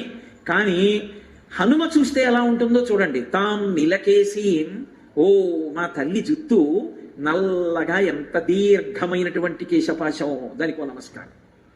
అమ్మవారు మా తల్లి, నా రామచంద్రమూర్తి నా తండ్రి, నా తండ్రి యొక్క భార్య నా తల్లి. మొదటిసారి చూస్తున్నాను మా అమ్మని జీవితంలో, ఇప్పటి వరకు చూడలేదు. తాం నీలకేశీం బింబోస్టీం. ఎందుకు ఇవన్నీ? మా స్వామి మహాందగాడు, పుంసామోహన రూపాయ పుణ్య శ్లోకాయ మంగళం, ఆయనకి తగిన ఇల్లాలు మా అమ్మ. ఆ భావనతో చెప్తున్నారు. బింబోస్టీం, ఎర్రదొండ పండు వంటి పెదవి కలిగినది.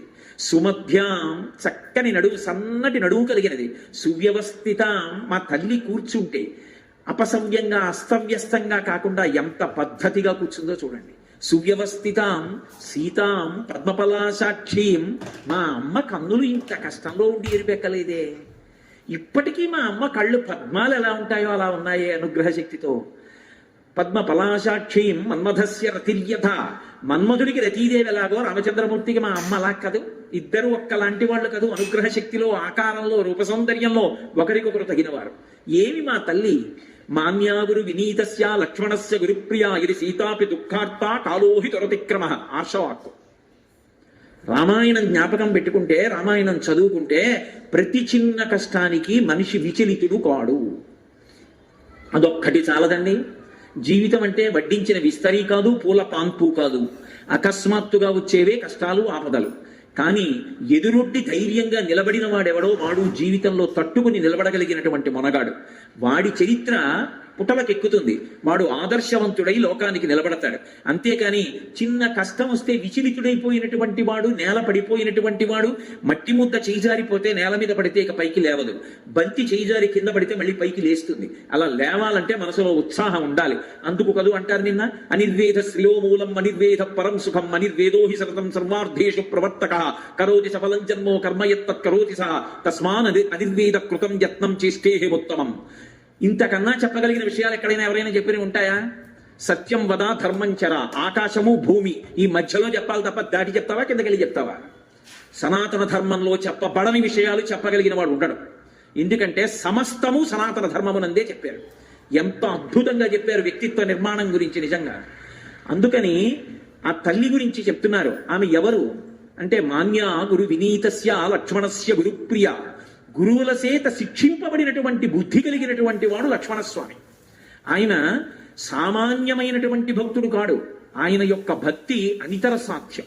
ఆయన బుద్ధి అంత గొప్ప బుద్ధి. రామాయణం చదివితే అబ్బా ఏమి లక్ష్మణస్వామి, ఏమి భక్తి అనిపిస్తుంది నిజంగా. అటువంటి లక్ష్మణస్వామి చేత గౌరవింపబడినటువంటి తల్లి. తెల్లవారి లేస్తే మొట్టమొదట సీతారాముల పాదములకు నమస్కరించేవాడు ఆయన. సీతమ్మ అంటే అమ్మే. తల్లి సుమిత్రని విడిచిపెట్టేశాడు. మా వదినమ్మ నాతో ఉంది చాలు, మా వదినమ్మ నా తల్లి అనుకున్నాడు. ఈ దేశంలో వదినమ్మ అంటే కన్న తల్లిలా చూడడం ఎంత గొప్ప సంప్రదాయమో, వదినమ్మ పక్కనుంటే అమ్మని మించి ఉంటుంది అని. నిజంగా ఆ లక్ష్మణస్వామి ఏమైపోయాడో అని ఆ తల్లి ఎంత ఏడ్చిందో నిజంగా. అసలు రామాయణము కుటుంబ వ్యవస్థ అని మాట్లాడితే ఓ కుటుంబం అంటే ఇలా బ్రతకాలా అనిపిస్తుంది. అటువంటి లక్ష్మణస్వామి చేత గౌరవింపబడినటువంటి తల్లి. రాముడికి ఇద్దరే పక్కన. ఎందుకనంటే వాల్మీకి రామాయణంలోది కాదు, కానీ ఆవేశం ఆపుకోలేక ఒక విషయం చెప్తా. సీతారాములు అరణ్యవాసానికి వెళ్తున్నారు. అగ్రత ముందు రాముడు వెడుతున్నాడు, మధ్యలో సీతమ్మ నడుస్తోంది, వెనక లక్ష్మణస్వామి వెడుతున్నారు. వెడుతుండగా ఒక పెద్ద చెట్టు కనపడింది. ఆ చెట్టుకి తీగ అల్లుకుని పువ్వులు పూసింది, పెద్ద పెద్ద పువ్వులు. రాముడు చటుక్కున ఆగన్నాడు, లక్ష్మణ చూశావా, ఈ చెట్టు చాలా పెద్దదోయ్, కానీ చెట్టుకి చెట్టుగా అందం లేదు. ఈ తీగ చెట్టును అల్లుకుంది, పెద్ద పెద్ద పువ్వులు చెట్టుకి ఒత్తుకునేటట్టుగా అల్లుకుంది, అందుకని ఈ చెట్టుకి ఇంత అందం వచ్చింది, అవునంటావా అన్నాడు. అంటే ఆయన ఉద్దేశం ఏంటంటే పురుషుణ్ణి చెట్టుతో చెప్తారు. నేను చెట్టు లాంటి వాణ్ణి, కానీ నాది కాదో గొప్ప. ఇటువంటి భార్య దొరికింది చూసావా, ఐశ్వర్యం అంతా వదిలేసి కూడా నన్ను అనుగమించి వచ్చింది. మీ వదిన వల్ల నా మనశ్శాంతి, ఆమె నా జీవితానికి భద్రత, ఆమె వలన ప్రశాంతంగా ఉన్నాను. ఇటువంటి భార్య దొరకడం కన్నా అదృష్టం ఏముంటుంది అన్నాడు. సీతమ్మంది, ఏమో లక్ష్మణ ఆయనకి అలా అనిపించింది, కానీ ఎంత గొప్ప తీగైనా ఎంత పెద్ద పువ్వులైనా ఇటువంటి చెట్టు ఆసరా దొరకకపోతే నేల మీద పడితే మేకలు తినుండేవి. అటువంటి చెట్టు ఆసరా దొరికింది కాబట్టి తీగ శోభిస్తోందండి. అవునా లక్ష్మణ అంది. అంటే నేను ఎంత ప్రేమ కలిగిన దాన్నైనా మీ అన్నగారు లాంటి భర్త దొరకకపోతే నా సౌశీల్యం ఎలా ప్రకాశిస్తుంది? మరి మండోదరి శీలం ప్రకాశించిందా? మహాతల్లి, ఆవిడ గొప్ప పతివ్రత. మరి ఏది సీతమ్మని చెప్పినట్టు చెప్తావా అంటే చెప్పాలి కూడా నిజానికి, కానీ మరి సీతమ్మ వైభవంతో సమానంగా చెప్పట్లేదుగా. కాబట్టి మీ అన్నయ్య గొప్ప అంది. అంటే సీతారాములు ఇద్దరూ కలిసి లక్ష్మణస్వామిని అడిగారు, లక్ష్మణ నిజంగా చెప్పు, చెట్టు వల్ల తీగ కందమా, తీగ వల్ల చెట్టు కందమా అన్నారు. అంటే వదిన వల్ల నా కందమా, నా వల్ల వదిన కందమా చెప్పన్నారు. ఆయన అన్నాడు, చెట్టు వల్ల తీగకో తీగ వల్ల చెట్టుకో నాకు తెలియదు, కానీ ఇంత పెద్ద పెద్ద పూలతో అల్లుకున్నటువంటి తీగతో కలిసి ఉన్నటువంటి చెట్టు కింద విశ్రాంతి తీసుకునే అదృష్టం పొందిన బాటసారినైనా నా అదృష్టం. అంటే మీ వంటి అన్నా వదిన సీతారాములు నాకు అన్నా వదినలుగా లభించడం, మిమ్మల్ని సేవించడం నా అదృష్టం అని చెప్పుకున్నాడు. ఒక రోజున అరణ్యవాసంలో లక్ష్మణస్వామిని పిలిచి రామచంద్రమూర్తి అసలు వెళ్ళిపోదాం అనుకుంటున్నాడేమో చూద్దామని చెప్పి, ఏదో ఇంటి దగ్గర కౌసల్య చాలా కష్టపడుతూ ఉంటుంది, సుమిత్ర కష్టపడుతూ ఉంటుంది, భరతుడు వచ్చేసి ఉంటాడు, పట్టాభిషేకం అయిపోతుంది, బాధపడుతూ ఉంటుంది, వెళ్ళిపో రక్షించన్నాడు. ఆయన అన్నాడు, అలాగే వెళ్ళిపోతాను కానీ అన్నయ్య, నచితేన తయాస్త్వీత నచాహం అపిరాఘవ ముహూర్తమపి జీవావో జలన్మచ్చా వివాదృతవు అన్నాడు. అన్నయ్య నన్ను వెళ్ళిపో వెళ్ళిపో వెళ్ళిపో అంటున్నావు, మరి సీతమ్మని అంటలేదు వెళ్ళిపోమ్మని. అంటే సీతమ్మ నిన్ను విడిచిపెట్టి ఉండలేదని నీకు నమ్మకం, నేను ఉండగలనని నమ్మకం, నన్ను వెళ్ళిపోమ్మంటున్నావు. నేను వెళ్ళిపోతానన్నయ్య, కానీ ఎలా వెళ్ళిపోతానో తెలుసా? నేను వెనక్కి తిరిగి వెళ్ళిపోతున్నప్పుడు, వెనక్కి తిరిగి చూస్తున్నప్పుడు ఎంతసేపు నువ్వు లీలా మాత్రంగా కనపడతావో అంతసేపు మాత్రమే ప్రాణములతో ఉండి ఇక నీ దర్శనం నాకు ఆగిపోగానే ఎలా చనిపోతానో తెలుసా? బాగా లోతైనటువంటి నీటితో ఉన్నటువంటి సరోవరంలో ఆడుకుంటున్నటువంటి చేప పిల్లని చేత్తో పట్టుకుని పైకి తీసి ఒడ్డున విసిరేస్తే ఒంటికి తడి ఉన్నంతసేపు మాత్రమే బ్రతికి ఎగిరి ఎగిరి ఎగిరి తడియారిపోయిన తరువాత ప్రాణం విడిచిపెట్టిన చేప పిల్లలా వెనక్కి తిరిగి చూస్తూ వెడుతున్నప్పుడు ఇక నువ్వు కనపడ్డం ఆగిపోగానే చేప పిల్లలాగే నేను ప్రాణం వదిలేస్తానన్నాయా, నిన్ను వదిలి నేను ఉండలేనని చెప్పుకున్నాడు. అంతటి మహాభక్తుడు. అంతగా అన్న వెనక అంతమంది గురువుల్ని సేవించాడు. అంతటి గొప్ప బుద్ధి కలిగిన వాడు. మాన్యా గురు వినీతస్య, గురువుల చేత శిక్షింపబడినటువంటి గొప్ప బుద్ధి కలిగిన లక్ష్మణస్వామి చేత గౌరవింపబడిన ఇల్లాలు. మాన్యా గురు వినీతస్య లక్ష్మణస్య గురుప్రియ. పెద్దలైనటువంటి వారందరి చేత కూడా ఒక కోడలంటే ఇలా ఉండాలి అని కొందరన్నారు, ఆడపిల్ల పుడితే ఇలా ఉండాలి అని కొందరన్నారు, వదిన గారంటే ఇలా ఉండాలి అని కొందరన్నారు, అసలు యువరాజుకి భార్యగా ఉండాలంటే ఇలా ఉండాలి అని కొందరన్నారు, అసలు ఆడపిల్ల అంటే ఈమె అని కొందరన్నారు. పెద్దలైన వారందరి చేత ఇన్ని రకాలుగా గౌరవింపబడి ఎన్నడూ మత్స ఎరగనటువంటి తల్లికి ఇంత పెద్ద కష్టం వచ్చింది. రాక్షసీ స్త్రీల మధ్యలో ఉండి దుఃఖపడుతోంది. ఎవరు? పెద్దల చేత కూడా గౌరవింపబడి ఎటువంటి జీవితం అని పొగడబడినటువంటి తల్లి ఇటువంటి దుష్టుల మధ్యలో చేరి బాధపడుతోంది. కాలోహి దురతిక్రమ. ఏమి కాలము! ఎటువంటి వారిని ఎలాగైనా చెయ్యగలదు. కాలాన్ని అధిగమించడం ఎవరికి సాధ్యం కాదు. దాని బలం అటువంటిది. ఒక్కటి ఆలోచించండి. రామాయణం ధారణలో ఉంటే కష్టం వచ్చినప్పుడు ఈ శ్లోకాలు జ్ఞాపకానికి వచ్చాయనుకోండి, నేను పడుతున్న కష్టం ఎంత, నా తల్లి సీతమ్మ పడిన కష్టం కన్నా పెద్ద కష్టమా, నేను పడుతున్న కష్టం ఊంచుకునే శక్తి నా తల్లి నాకు అనుగ్రహిస్తుందని నిలబడగలుగుతాడు మనిషి. లేకపోతే జీవితంలో అకస్మాత్తుగా వచ్చి పడిపోయేటటువంటి కొన్ని కష్టాలకి గుండెపోటు వచ్చి చచ్చిపోతాడు. లేకపోతే దాన్ని తట్టుకోవాలి అంటే రామాయణాది కావ్యములు ఊటమిస్తాయి. అందుకే ఋషికి రుణపడిపోయాం మనం. ఋషికి తర్పణ ఇవ్వడానికి కారణం అదే ఈ జాతి. కాబట్టి మాన్యా గురు వినీతస్య లక్ష్మణస్య గురుప్రియ ఇది సీతాపి దుఃఖార్త కాలోహి దురతిక్రమ. అటువంటి తల్లి ఇంత దుఃఖపడుతోందా? సాయం కావాలి నన్ను ఎవరి కష్టం నుంచి బయటికి తీస్తారని. కాలోహి దురతిక్రమ. కాలాన్ని దాటడం ఎవరికి సాధ్యం కాదు. ఏం ఆశ్చర్యం! రాజ్యం వాస్త్రిషి లోకేషు సీతావా జనకాత్మజాం త్రైలోక్య రాజ్యం సకలం సీతావానాప్నుయాత్కలం. 3 లోకముల యొక్క అధికారం, 3 లోకములు మన చేతిలో పెట్టి వీటి మీద అధికారం చలాయించంటే అది గొప్పదా? సీతమ్మని ఇల్లాలుగా పొందడం గొప్పదా అంటే సీతమ్మని ఇల్లాలుగా పొందినటువంటి అదృష్టం 3 లోకముల ఆధిపత్యంలో 16వ వంతు కూడా ఆమెతో సమానం కాదు. ఇటువంటి ఇల్లాలని పొందిన రామచంద్రమూర్తి ఎంత అదృష్టవంతుడు! దుష్కరం కృతవాన్ రామో యయిమాం మత్తకాసినీం సీతాం వినా మహాబాహు ముహూర్తమపి జీవతి. అప్పటి వరకు ఆయనకి రాముడు ఒక్కడే తెలుసు, హనుమకి. రాముడంటే ప్రాణం. అటువంటి హనుమ శిశుపావృక్షం మీద కూర్చొని చెప్తున్నారు, రాముడు చాలా దుష్కరమైన కార్యం చేశాడు. ఇది ఎవరు చెయ్యలేని పని, చెయ్యరా అని పని. గుండె చాలా దిట ఉన్నవాడు తప్ప ఈ పని చెయ్యలేడు. ఇటువంటి ఇల్లాలు, ఇటువంటి భార్య అపహరింపబడితే జాడ తెలియకుండా పోతే గుండె జారిపోకుండా, శరీరం పడిపోకుండా ఇంకా నిలబడి నిలదొక్కుని స్వకర్మ చేస్తూ 10 మందికి ఉపకారం చేస్తూ నిలదొక్కున్నాడంటే రాముడే రాముడు, ఈ తల్లే తల్లి. అబ్బా ఏమి దాంపత్యరా అని ఒక మాట అన్నారు. నాకు ఇప్పుడు అర్థమైంది. అసలు సీతారాములిద్దరూ విడిగా ఉండడం అన్న మాట లోకంలో ఉండదు. ఎందుచేత అంటే అస్యాదేవ్యా మనస్తస్మిన్ తస్య చాస్యాం ప్రతిష్ఠితం తేనేయం సచి ధర్మాత్మా ముహూర్తం విజీవతి. సీతమ్మ మనసు సీతమ్మ దగ్గర, రాముడి మనసు రాముడి దగ్గరే ఉంటే ముహూర్త కాలం కూడా వీళ్ళిద్దరూ బ్రతకరు. సీతమ్మ మనసు రాముడి దగ్గర ఉంటుంది, రాముడి మనసు సీతమ్మ దగ్గర ఉంటుంది. అందుకు వీళ్ళు అన్యోన్యమైన దాంపత్యమైంది. అందుకే ఇప్పటికీ శుభలేఖ వేస్తే జానక్యాహ కమలామలాంజలి పుటేయాహ పద్మరాగాయితాహ న్యస్తా రాఘవ మస్తకే చ విలసత్కుంద ప్రసూనాయితాహ స్రస్తా శ్యామలకాయ కాంతికలితా యాయింద్రనీలాయితాహ ముక్తాస్తా శుభదా భవంతు భవతాం శ్రీరామ వైవాహికాహ. ఈ శ్లోకం లేకుండా శుభలేఖ వెయ్యరు సంప్రదాయం. ఎందుకో తెలుసా? దాంపత్యం అంటే సీతారాములే, వాళ్ళిద్దరే దంపతులు. ఎందుకంటే మనుష్యులుగా వచ్చి అన్యోన్య దాంపత్యం అంటే పక్క పక్కన కూర్చున్నంతసేపు సంతోషంగా ఉండడం కాదు. అంత కష్టం వచ్చినా ఆయన మీద ఎంతమంది కాంతలు వ్యామోహం చెందిన సీతమ్మ యందు వినా నా కామము వేరొకరి యందు లేదు అని నిలబడిన మహాపురుషుడు రామచంద్రమూర్తి. అంతటి రావణాసురుడి ఐశ్వర్యం అంతా చూపించిన అంత కష్టంలో ఉన్న మనసులో కూడా అన్యభావన పొందనటువంటి తల్లి సీతమ్మ. వాళ్ళిద్దరి మనసులు అలా కలిసి ఉంటాయి ఎప్పుడు. అందుకే దాంపత్యం అంటే సీతారాములే. కంచి కామకోటి పీఠాధిపత్యం వహించిన మహాపురుషులు అపరశంకరాచార్యుల వారు, ప్రాతస్మరణీయులు చంద్రశేఖరేంద్ర సరస్వతి మహాస్వామి వారు రామాయణం మీద ఒకసారి అనుగ్రహ భాషణం చేస్తూ, ఏ ఇంట శుభలేఖ సీతారాముల మీద శ్లోకం లేకుండా వెయ్యకూడదు, అది దోషమని చెప్పారు.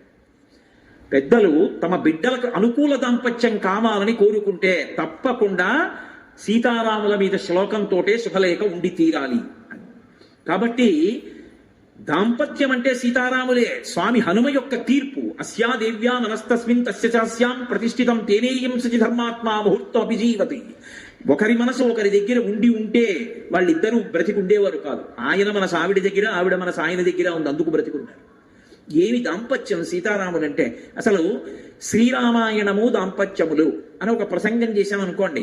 గౌతముడు అహల్య, రావణుడు మండోదరి, తారావాలి, రుమ సుగ్రీవుడు, దశరథుడు కౌసల్య సుమిత్ర కైకేయి, సీతారాములు.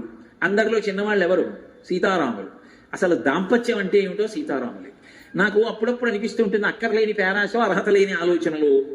అసలు పెళ్లి చేసుకుందాం అనుకున్న వాళ్ళందరినీ కూర్చోబెట్టి రామాయణము దాంపత్య వైభవము అని ముహూర్తాలకు ముందు ప్రసంగం చేస్తే అసలు దాంపత్యం అంటే ఇదిరా అని అర్థం అవుతుంది, ఇలా బ్రతకాల్లో అనిపిస్తుంటుంది. అక్కర్లేని ప్రతి చిన్న విషయానికి దెబ్బలాడుకునే దంపతుల్ని చూస్తే, రామాయణం చూస్తే అసలు దంపతులు ఎలా మాట్లాడుకోవాలో ఒకళ్ళతో ఒకళ్ళు రామాయణం చూస్తే అర్థం. ఎంత గొప్పగా మాట్లాడుకుంటారో ఇద్దరు. అసలు చాలా చోట్ల మాట్లాడుకోరు. ఆయన సీత అంటే ఆవిడకి అర్థమైపోతుంది, తెస్తున్నా ఉత్తరీయం అంటుంది. అటువంటి దాంపత్యం సీతారాములు. బాలకాండ పూర్తి చేస్తూ మహర్షి తీర్పిచ్చారు సీతారాముల దాంపత్యం. సరే, ఇప్పుడు మళ్ళీ ఆ విషయాల తోలికన్నీ ఎందుకు గానండి, సుందరకాండోడు పూర్తి చేస్తే గొప్ప. కాబట్టి అస్యాదేవ్యా మనస్తస్మిన్ తస్య చాస్యాం ప్రతిష్ఠితం తేనేయం సచి ధర్మాత్మా ముహూర్తం అభిజీవతి అని ఒక అద్భుతమైనటువంటి విషయం. సుముహూర్తమివధ్యాత్వా భాష్ప పర్యాకులీక్షణ సీతామాశ్రిత్య తేజస్వి హనుమాన్ విలలాప. వలవల వలవల వలవల ఏడి చేస్తున్నారా అన్నట్టుగా కళ్ళంబట ధారలుగా నీళ్లు పడిపోతున్నాయి హనుమకి.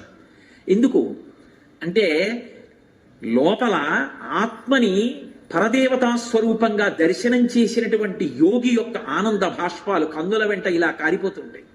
అందులో ఇక కదలిక ఉండదు. ఆ ధ్యానంలో, ఆ సమాధి స్థితిలో కన్నుల వెంట నీరు కారిపోతుంటుంది. అందుకే విలలాపహ, ఏడుస్తున్నారా అన్నట్టుగా ఉన్నారు, ఏడవట్లేదు. అవి ఆనంద భాష్పాలు. ఒకటి మహాతల్లి బ్రహ్మ విద్యాస్వరూపిణి అయినటువంటి జగన్మాత దర్శనమైనటువంటి ఆనంద భాష్పాలు కాదు. ఆ తల్లి యొక్క దైన్యాన్ని చూసి కళ్ళల్లోంచి కారుతున్న నీళ్లు కాదు. మా రామచంద్రమూర్తి ఇల్లాలు ఇంత గొప్పదా, ఇన్నాళ్ళు నాకు తెలియదు అబ్బా అని పొందినటువంటి ఆనందం బాహ్యంలో కథాపరంగా కాదు. ఆ తల్లి యొక్క రూపాన్ని చూస్తే ఇంత కష్టంలో ఉండి కన్నెర్రపడలేదే, ఏమి ఓర్పు నా తల్లిది. ఆ తల్లికి ఇచ్చిన కితాబు కాదు. ఒక యోగి ఆ జగన్మాత దర్శనం చేసినప్పుడు అంగప్రత్యంగములలో ఉండేటటువంటి కాంతుల యందు తాదాత్మ్యత చెందినప్పుడు ఆనందం లోపల పట్టక పైకి ఉబికి నిండిపోయినటువంటి బింది ఇక నీరు పట్టక అంచుల వెంట ధార పడిపోతే ఎలా ఉంటుందో అలా లోపల పట్టని ఆనందము ఇక కందుల వెంట ధారలుగా పడిపోతే ఆ స్థితి. ఇన్ని సౌందర్యాల్ని ఒక్క శ్లోకంలోకి తీసుకురావడం వాల్మీకి మహర్షి కవితా సౌందర్యం. కాబట్టి సుముహూర్తమివధ్యాత్వా భాష్ప పర్యాకులీక్షణ సీతామాశ్రిత్య తేజస్వి హనుమాన్ విలలాప. అస్యాదేవ్యా యథారూపం అంగ ప్రత్యంగ సౌష్ఠవం రామస్య చ యథారూపం తం చేయ వసితేక్షణ. ఇది ఒక పరమాద్భుతమైన శ్లోకం సుందరకాండలో. అస్యాదేవ్యా యథారూపం అంగ ప్రత్యంగ సౌష్ఠవం రామస్య చ యథారూపం. రాముడు ఎలా ఉంటాడో సీతమ్మ అలా ఉంది. పైకి అన్వయం, రాముని యొక్క అంగప్రత్యంగముల సౌష్ఠవం ఎంత అందంగా ఉంటుందో, ఆ చేతులు ఎలా ఉండాలో, వేళ్ళు ఎలా ఉండాలో, గోళ్ళు ఎలా ఉండాలో, కాళ్ళు ఎలా ఉండాలో, నడుము ఎలా ఉండాలో, గుండెలు ఎలా ఉండాలో అలా ఉంటాడు రాముడు. సాముద్రికానికి సరిపోయేటట్టు అలా ఉంది మా తల్లి బాహ్యం. ఆంతరం సీతమ్మలో రాముడు కనపడుతున్నాడు. అది అలా ఎక్కడైనా కనపడతారా? కోటేశ్వరారు మీ మేనకోడలు అచ్చు మీలా ఉందండి, దానికి ఏదో కొంత అర్థం ఉంటుంది. మీ మేనల్లుడు మీలా ఉన్నాడే, అర్థం ఉంది. మీ అబ్బాయి మీలా ఉన్నాడే, అర్థం ఉంది. మీ అమ్మాయి కొంచెం మీ పోలికలు ఉన్నాయి, అర్థం ఉంది. మీ ఆవిడ అచ్చు మీలా ఉంటుంది, అసంభవం. సీతమ్మ రాముళ్ళే ఎలా ఉంటుంది? ఒక్కనాటికి ఉండదు. కానీ తత్వత ఏమిటో తెలుసా? విశ్వనాథుడిని ఎక్కడ చూస్తారు? విశ్వంలోనే చూడాలి. విశ్వమునందు విశ్వనాథుడిని చూడాలి. విశ్వాన్ని వదిలి విశ్వనాథుడు ఎక్కడ కనపడతాడు? ఆయన అంతటా నిండిపోయి ఉన్నాడు. ఆపాతాళ నభస్థలంత భవన బ్రహ్మాండమా విస్ఫుర జ్యోతిస్ఫాటికలింగ మౌళి విలసత్పూర్ణేందువంతామృతై అస్తోకప్లుతమేకమీశమనిశం రుద్రానువాకాన్ జపం ధ్యాయే దీక్షిత సిద్ధయే ధ్రువపదం విప్రోభిషించేత్యవం బ్రహ్మాండ వ్యాప్త దేహ అంటోంది ఎదుర్వేదం. అంతటా ఆయన నిండిపోయి ఉన్నాడు. హరిమయము విశ్వమంతయు హరి విశ్వమయుండు హరిమయము కాని ద్రవ్యము పరమాణువు లేదు వంశ పావన వింటే అంటాడు శుకబ్రహ్మ భాగవతంలో. అంతా హరిస్వరూపమే. అంతర్బహిశ్చ తత్సర్వం వ్యాప్య నారాయణ స్థిత. ఆ యోగికి విశ్వము కనపడదు, అంతటా విష్ణువు కనపడతాడు. అందుకే విష్ణు సహస్రనామానికి మొదటి నామం విశ్వం. మిగిలినవన్నీ 999 నామాలు ఆ నామానికి వ్యాఖ్యానాలు. నిజానికి విశ్వమే విష్ణువు. విశ్వం విష్ణుర్వషట్కారో భూత భవ్య భవత్ప్రభు అని కదా. విశ్వమునందు విశ్వనాథుణ్ణి చూడాలి, అమ్మవారి యందు అయ్యవారిని చూడాలి. అందుకే సౌందర్యలహరిలో శంకరాచార్యుల వారు గొప్ప చమత్కారం చేశారు. అమ్మవారి చుబుకానికి పోలిక చెప్పలేకపోతే పరమశివుట అమ్మవారి ముఖం అద్దంలా ఉందని ఇలా గడ్డాన్ని అద్దానికి ఉండే పిడిలా ఉంటే అది పట్టుకుని ఇలా ఎత్తి చూసేట. చూస్తే ఇప్పుడు ఆవిడ ముఖం అద్దంలా ఉంటే ఆవిడ ముఖంలో ఎవరు కనపడతారు? ఆయనే కనపడతాడు. అంటే అమ్మవారు ప్రకృతి స్వరూపిణి అయితే అమ్మవారిలో అయ్యవారు కనపడుతున్నారంటే విశ్వమునందు విశ్వనాథుడు కనపడుతున్నాడు. నా అద్దం ముందు నించుంటే నా అద్దంలో నా బింబమే ప్రతిబింబంగా కనపడినట్టు. ఇప్పుడు సీతమ్మ యందు రాముడు కనపడ్డాడంటే యోగిగా దర్శనాన్ని పొందుతున్నాడు. ఇన్ని విషయాలు ఒక శ్లోకంలోకి వాక్యంలో కథకి సరిపోయేటట్టు సంసార తరణముతో సుందరకాండ సమానమని చెప్పే రచన చెయ్యాలంటే మహానుభావుడు వాల్మీకి దక్కింది. అటువంటి ఋషి పరంపరలో అటువంటి ఋషులు ఇచ్చినటువంటి వాంగ్మయానికి వారసులమై రామాయణానికి మేము వారసులం, రామాయణం మేము చదువుకుంటాం, రామాయణం చెప్పుకుంటాం, రామాయణం మా జాతికి చెందినది అని చెప్పుకునేటట్టు పుట్టడానికి ఎన్ని కోట్ల జన్మల అదృష్టం చేసుకుంటే ఈ దేశంలో పుట్టుంటాను. ఎన్ని జన్మలెత్తినా ఈశ్వర ఈ రామాయణ భారత భాగవతములకు వారసుడిగా ఈ దేశమునందే పుట్టెదనుగాక. కాబట్టి అస్యాదేవ్యా యథారూపమంగ ప్రత్యంగ సౌష్ఠవం రామస్య యథారూపం తం చేయమసితేక్షణ తుల్యశీలా వయోవృత్తాం తుల్యాభిజనలక్షణాం రాఘవోర్హతి వైదేహీం తం చేయమసితేక్షణ. ఆయన అంటున్నారు పైనుంచి చూసి, దాంపత్యం అంటే ఇది. దాంపత్యం అంటే 4 కలవాలి, 4 సమానంగా ఉంటేనే దాంపత్యం. అందుకే మీరు ఒకటి బాగా గుర్తుపెట్టుకోవాలి, దాంపత్యంలో ఎప్పుడూ కూడా పెద్దలైనటువంటి వారు ఒక మాట అనకూడదు. ఏదో కాకి ముక్కుకి దొండపండు, ఆయన చాలా బాగుంటాడు కానండి ఆవిడ అలా ఉంటుంది ఏమిటి, లేకపోతే ఆవిడ చాలా బాగుంటుంది కానీ ఆయన ఏమిటండి అలా ఉంటాడు, ఆ మాట అనకూడదు పెద్దలు. అందుకే ఎప్పుడైనా సరే ఒకరికొకరు తగిన వారన్నారు. చూడండి, శంకరాచార్యులు వారు శివానందలహరి చేస్తూ కళాభ్యాం చూడాలంకృత చిచి కళాభ్యాం నిజ తపఫలాభ్యాం అంటారు. ఒకరి తపస్సుకొకరు ఫలమైనారు అంటారు తప్ప ఎవరెక్కువ ఎవరు తక్కువ అన్నది ఉండదు. కాబట్టి ఇద్దరూ కూడా దాంపత్యము అంటే పెద్దలు నిర్ణయించినారు అంటే 4 చూస్తారు అని గుర్తు. శీలము, తుల్యశీల, తుల్య అంటే సమానంగా ఉండాలి అని, శీల అంటే స్వభావము. ఆవిడ స్వభావం ఏమిటి? అదే ఆయన స్వభావము అయ్యి ఉండాలి. ఆయన స్వభావం ఒకటే ఆవిడ స్వభావం ఒకటే అనుకోండి. ఆవిడ ఎక్కడైనా ఓ దేవాలయం వచ్చిందో, కార్తీక పౌర్ణమి వచ్చింది, కాస్త ఓ 1 కిలో ఆవు నెయ్యి తీసుకొచ్చి, ఉంది కదా ఐశ్వర్యం, నెలకో 80,000 సంపాదిస్తున్నారు కదా ఆయన అని చెప్పి కాస్త ఓ ముకుట్లో పోసి ఓ 16 ఒత్తులు వెలిగించుకుందాం అనుకుంది. ఎందుకు ఇంత ప్రమిదిలో పోస్తే చాలదేమిటి, ఆర్డీ వేసుకోవచ్చు అన్నాడు అనుకోండి. నా ప్రారంభం అని కళ్ళబడి నీళ్ళెట్టుకు దీపం పెట్టుకుంటుంది. పెళ్లి చేయడం 80,000 చూసి చేయకూడదు, స్వభావాలు చూడాలి. స్వభావాలు చూడకపోతే ఇద్దరి మధ్య అగ్నిహోత్రం ప్రబలుతుంది. శీలము అంటే స్వభావము అని అర్థం.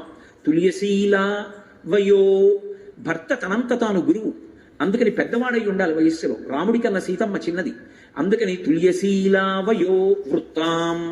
వృత్తాం అంటే నడవడి.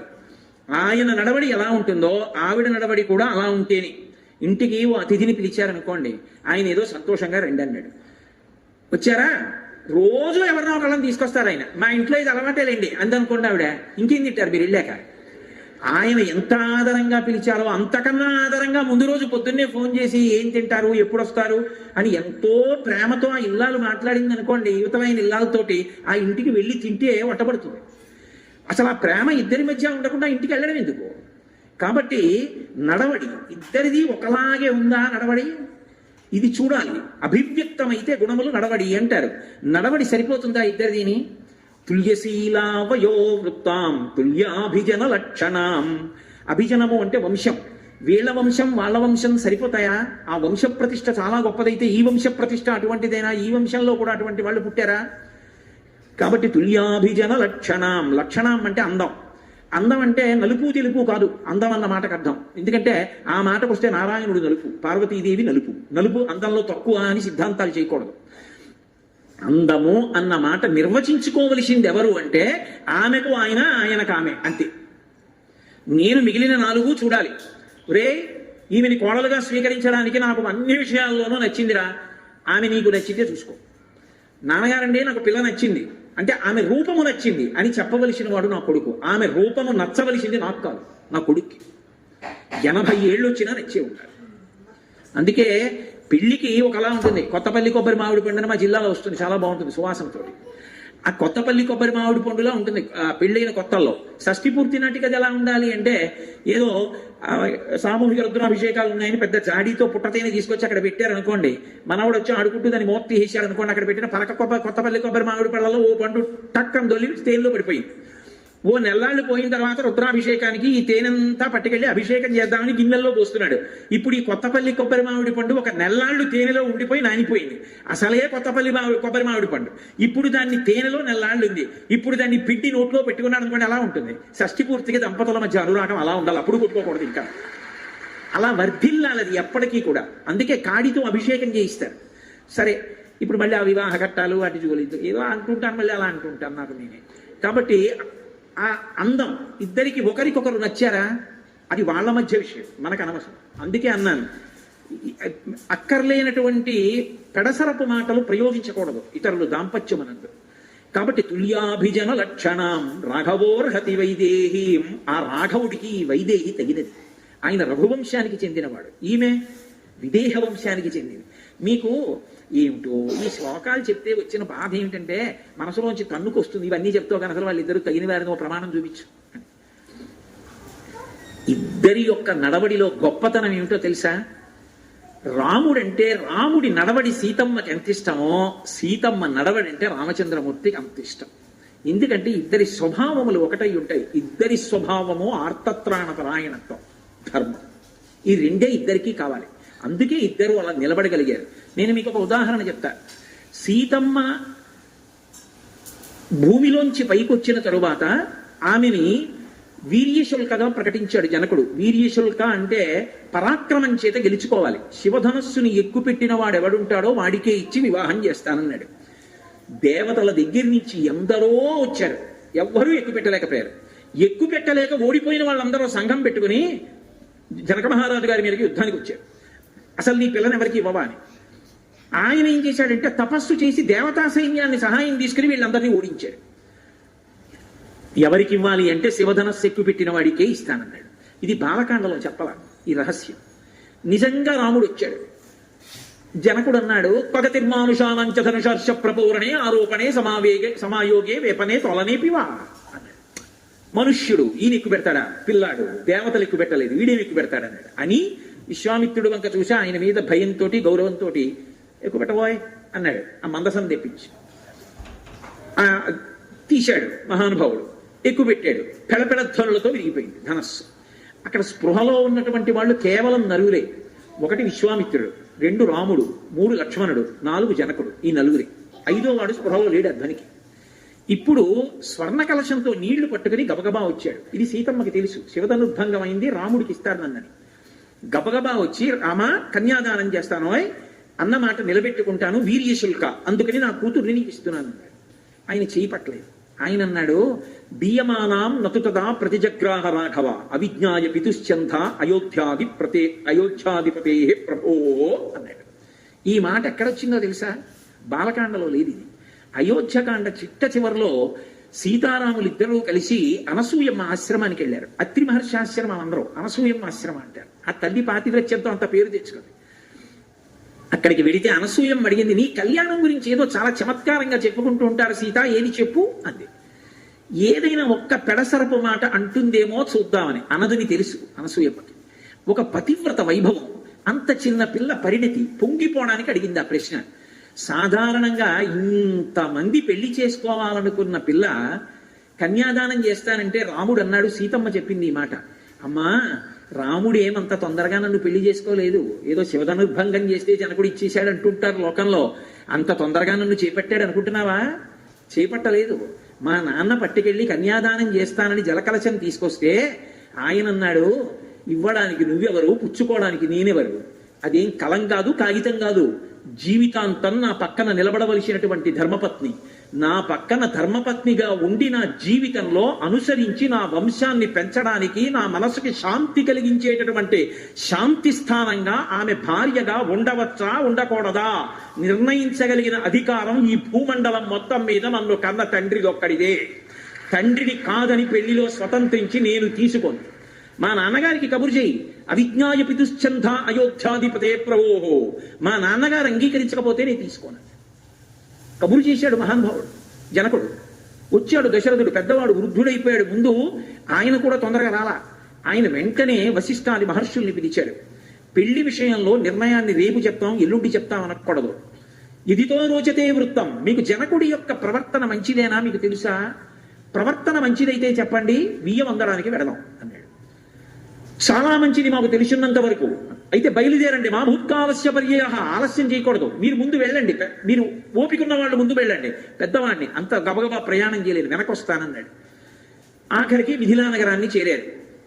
అప్పుడు కూడా జనకుడు దశరథుడు కూర్చుని నిర్ణయించుకోవాలి.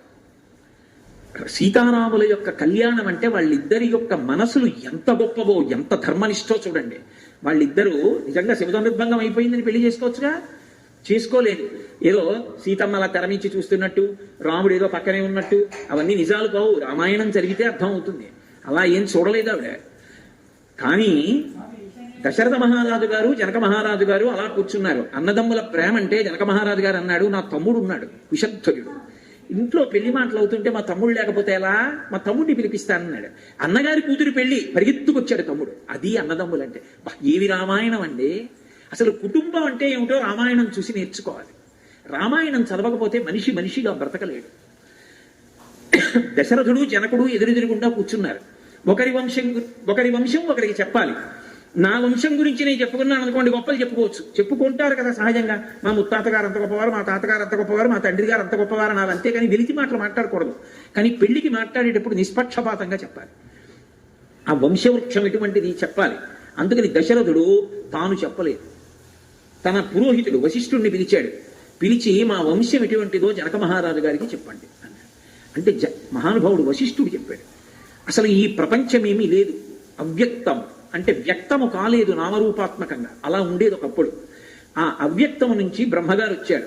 బ్రహ్మగారికి మరీచి కొడుకుగా వచ్చాడు. అవ్యక్తము బ్రహ్మ, మరీచి, మరీచికి కశ్యపుడు, కశ్యపునికి సూర్య భగవానుడు కలిగాడు, సూర్య భగవానుకి మనువు కలిగాడు, మనువుకి ఇక్ష్వాకువు, ఇక్ష్వాకువుకి కుక్షి, కుక్షికి వికుక్షి, వికుక్షికి బాణుడు, బాణుడికి అనరణ్యుడు, అనరణ్యుడికి త్రిశంకువు, అనరణ్యుడికి పృథువు, పృథువికి త్రిశంకువు, త్రిశంకువుకి దుందుమారుడు, దుందుమారుడికే యమనాశ్యుడని ఒక పేరు. ఆయనకి సుసంధి, సుసంధికి ధ్రువసంధి, ప్రసేనజిత్ అని ఇద్దరు కొడుకులు. ధ్రువసంధికి భరతుడు, భరతునికి అసితుడు, అసితునికి సగరుడు, సగరునికి అసమంజసుడు, అసమంజసునికి అంశుమంతుడు, అంశుమంతునికి దిలీపుడు, దిలీపునికి భగీరథుడు, భగీరథునికి కకుత్సువు, కకుత్సువుకి రఘువు, రఘువుకి ప్రబుద్ధుడు, ప్రబుద్ధునికి శంఖనుడు, శంఖనుడికి సుదర్శనుడు, సుదర్శనుడికి అగ్నివర్ణుడు, అగ్నివర్ణుడికి శ్రీగ్రగుడు, శ్రీగ్రగుడికి మరువు, మరువుకి ఆ తర్వాత వచ్చినటువంటి వాడు మరువు, తర్వాత ప్రశిశ్రుకుడు, ప్రశిశ్రుకుడి తర్వాత అంబరీషుడు, అంబరీషుడు కడుపున పుట్టినటువంటి వాడు యయాతి, అంబరీషుడి కడుపున పుట్టినటువంటి వాడు నహుషుడు, నహుషుడి కడుపున పుట్టినవాడు యయాతి, యయాతి కడుపున పుట్టినవాడు నాభాగుడు, నాభాగుని కుమారుడు అజమహారాజు, అజమహారాజు గారి కుమారుడు దశరథ మహారాజు, దశరథ మహారాజు గారి కుమారులు ఈ రామలక్ష్మణ భరత శత్రుఘ్నులు. ఇది ఇక్ష్వాకు వంశం. కాబట్టి ఈ ఇక్ష్వాకు వంశం అద్భుతమైన వంశం. ఇంతమంది మహానుభావులు పుట్టారు. అదిగో అందులో పెద్దవాడు రామచంద్రమూర్తి. ఈ రామచంద్రమూర్తిని నీ కుమార్తె సీతమ్మకిచ్చి వివాహం చెయ్యాలి. ఈ వంశం ఇటువంటిది, నీకు అంగీకారమా అని అడిగాడు. జనకుడు తాను అంగీకరించలేదు. ఇలా తిరిగి చూశాడు, ఇలా తిరగలేదు. ఎందుకంటే గురువు గారి గుడి పక్కన ఉండాలి. అందుకని ఇటు తిరిగి చూశాడు. ఇటు తిరిగి చూస్తే శతానందుడు ఉన్నాడు, గౌతమ మహర్షి కొడుకు. జనకుడికి ఆయన పురోహితుడు. ఆయన చూసి చాలా బాగుంది, కానీ మర్యాద ఒకటి ఉంది కదా, మన వంశం కూడా చెప్పాలి, మన వంశం ఎటువంటిదో కూడా చెప్పాలి కదా. అందుకని శతానందుడు లేచి అన్నాడు, జనక మహారాజు గారి వంశం కూడా చాలా గొప్పది. వీళ్ళ వంశంలో మొట్టమొదటి వాడు నిమి. ఆ నిమి యొక్క కుమారుడు మిథి, మిథి యొక్క కుమారుడు నిమి, మిథి, నందివర్ధనుడు. ఆ నందివర్ధనుడి తర్వాత వచ్చినటువంటి వాడు సుకేతువు, సుకేతువు తర్వాత వచ్చినటువంటి వాడు బృహద్రథుడు, బృహద్రథుని యొక్క కుమారుడు దేవనాథుడు, దేవనాథుని యొక్క కుమారుడు మహావీరుడు, మహావీరుడి యొక్క కుమారుడు సుధృతి, సుధృతి యొక్క కుమారుడు హర్యశ్యుడు, హర్యశ్యుని యొక్క కుమారుడు మరుడు, మరుని యొక్క కుమారుడు దుష్టకేతువు. ఆ తర్వాత వచ్చినటువంటి వాడు ప్రతీంధకుడు, ప్రతీంధకుని తర్వాత వచ్చినటువంటి వాడు ఆ కీర్తిరథుడు, కీర్తిరథుని యొక్క కుమారుడు విభుదుడు, మహీధ్రకుడు, మహీధ్రకుని యొక్క కుమారుడు విభుదుడు, విభుదుని యొక్క కుమారుడు దేవమీషుడు, ఆయన యొక్క కుమారుడు ఆ తర్వాత వచ్చినటువంటి వాడు కీర్తిరాతుడు, కీర్తిరాతుని యొక్క కుమారుడు మహారోముడు, మహారోముని యొక్క కుమారుడు స్వర్ణరోముడు, స్వర్ణరోముని కుమారుడు హ్రస్వరోముడు, హ్రస్వరోమునికి ఇద్దరు కుమారులు, పెద్దవాడు జనక మహారాజు, రెండవ వాడు కుశధ్వజుడు. జనక మహారాజు గారికి ఇద్దరు ఆడపిల్లలు, పెద్ద ఆమె పేరు సీతమ్మ, రెండవ పిల్ల పేరు ఊర్మిళ. కుశధ్వజుడికి ఇద్దరు కుమార్తెలు, పెద్ద ఆమె పేరు మాండవి, రెండవ పిల్ల పేరు శృతకీర్తి. మీరు అంగీకరిస్తే దశరథ మహారాజు గారి నలుగురు కొడుకులకి ఈ అన్నదమ్ముల యొక్క ఇద్దరు పిల్లల్ని ఇచ్చి వివాహం చేస్తామన్నారు. వాళ్ళిద్దరూ అంగీకరించిన తర్వాత దశరథ మహారాజు జనక మహారాజు అంగీకరిస్తే అప్పుడు కళ్యాణం జరిగింది. అమ్మా ఇలా అయిందమ్మా మా కళ్యాణం అని అయోధ్యకాండలో సీతమ్మ చెప్పింది. అంటే ఇద్దరి నడవడి ఎంత గొప్పదో చూడండి. ఎక్కడ అంతమంది పెళ్లి చేసుకుంటామన్నారు, శివనర్భంగం చేస్తే పిల్లనిస్తామని మా నాన్నగారు ముందుకొస్తే వాళ్ళ నాన్నగారి మాటే వింటాను, మా నాన్నగారే ఒప్పుకోవాలన్నారమ్మా. అప్పటి నుంచి అదే గొడవ, మా నాన్నగారి కోసం అరణ్యానికి వస్తాను, ఇప్పుడు అరణ్యానికి బయలుదేరారు. మొదటి నుంచి ఇదే ప్రారంభం అనలేదు సీతమ్మ. వాళ్ళ దాంపత్యం మొదటి నుంచి అటువంటిది. అందుకే శిశుపావృక్షం మీద కూర్చుని చెప్తున్నారు హనుమ, వాళ్ళిద్దరు తుల్యశీలావయో వృత్తాం తుల్యాభిజన లక్షణాం రఘవోర్హతి వైదేహీం తం చేయమసి తేక్షణ. ఆ సీతారాములిద్దరూ ఒకరు పుట్టారా అన్నట్టుగా ఉంటారు. అంతటి అనుకూలమైన దాంపత్యం. సీతమ్మ అప్పుడప్పుడు రాముడి కన్ను ఎరిపెక్కుతుందేమో. సీతమ్మ ఇన్ని కష్టాల్లో ఉన్నా నా తల్లి కళ్ళు నల్లగానే ఉన్నాయి. నల్లని కన్నులు కలిగిన సీతమ్మ పొంగిపోతున్నారు పైనుంచి చూసి.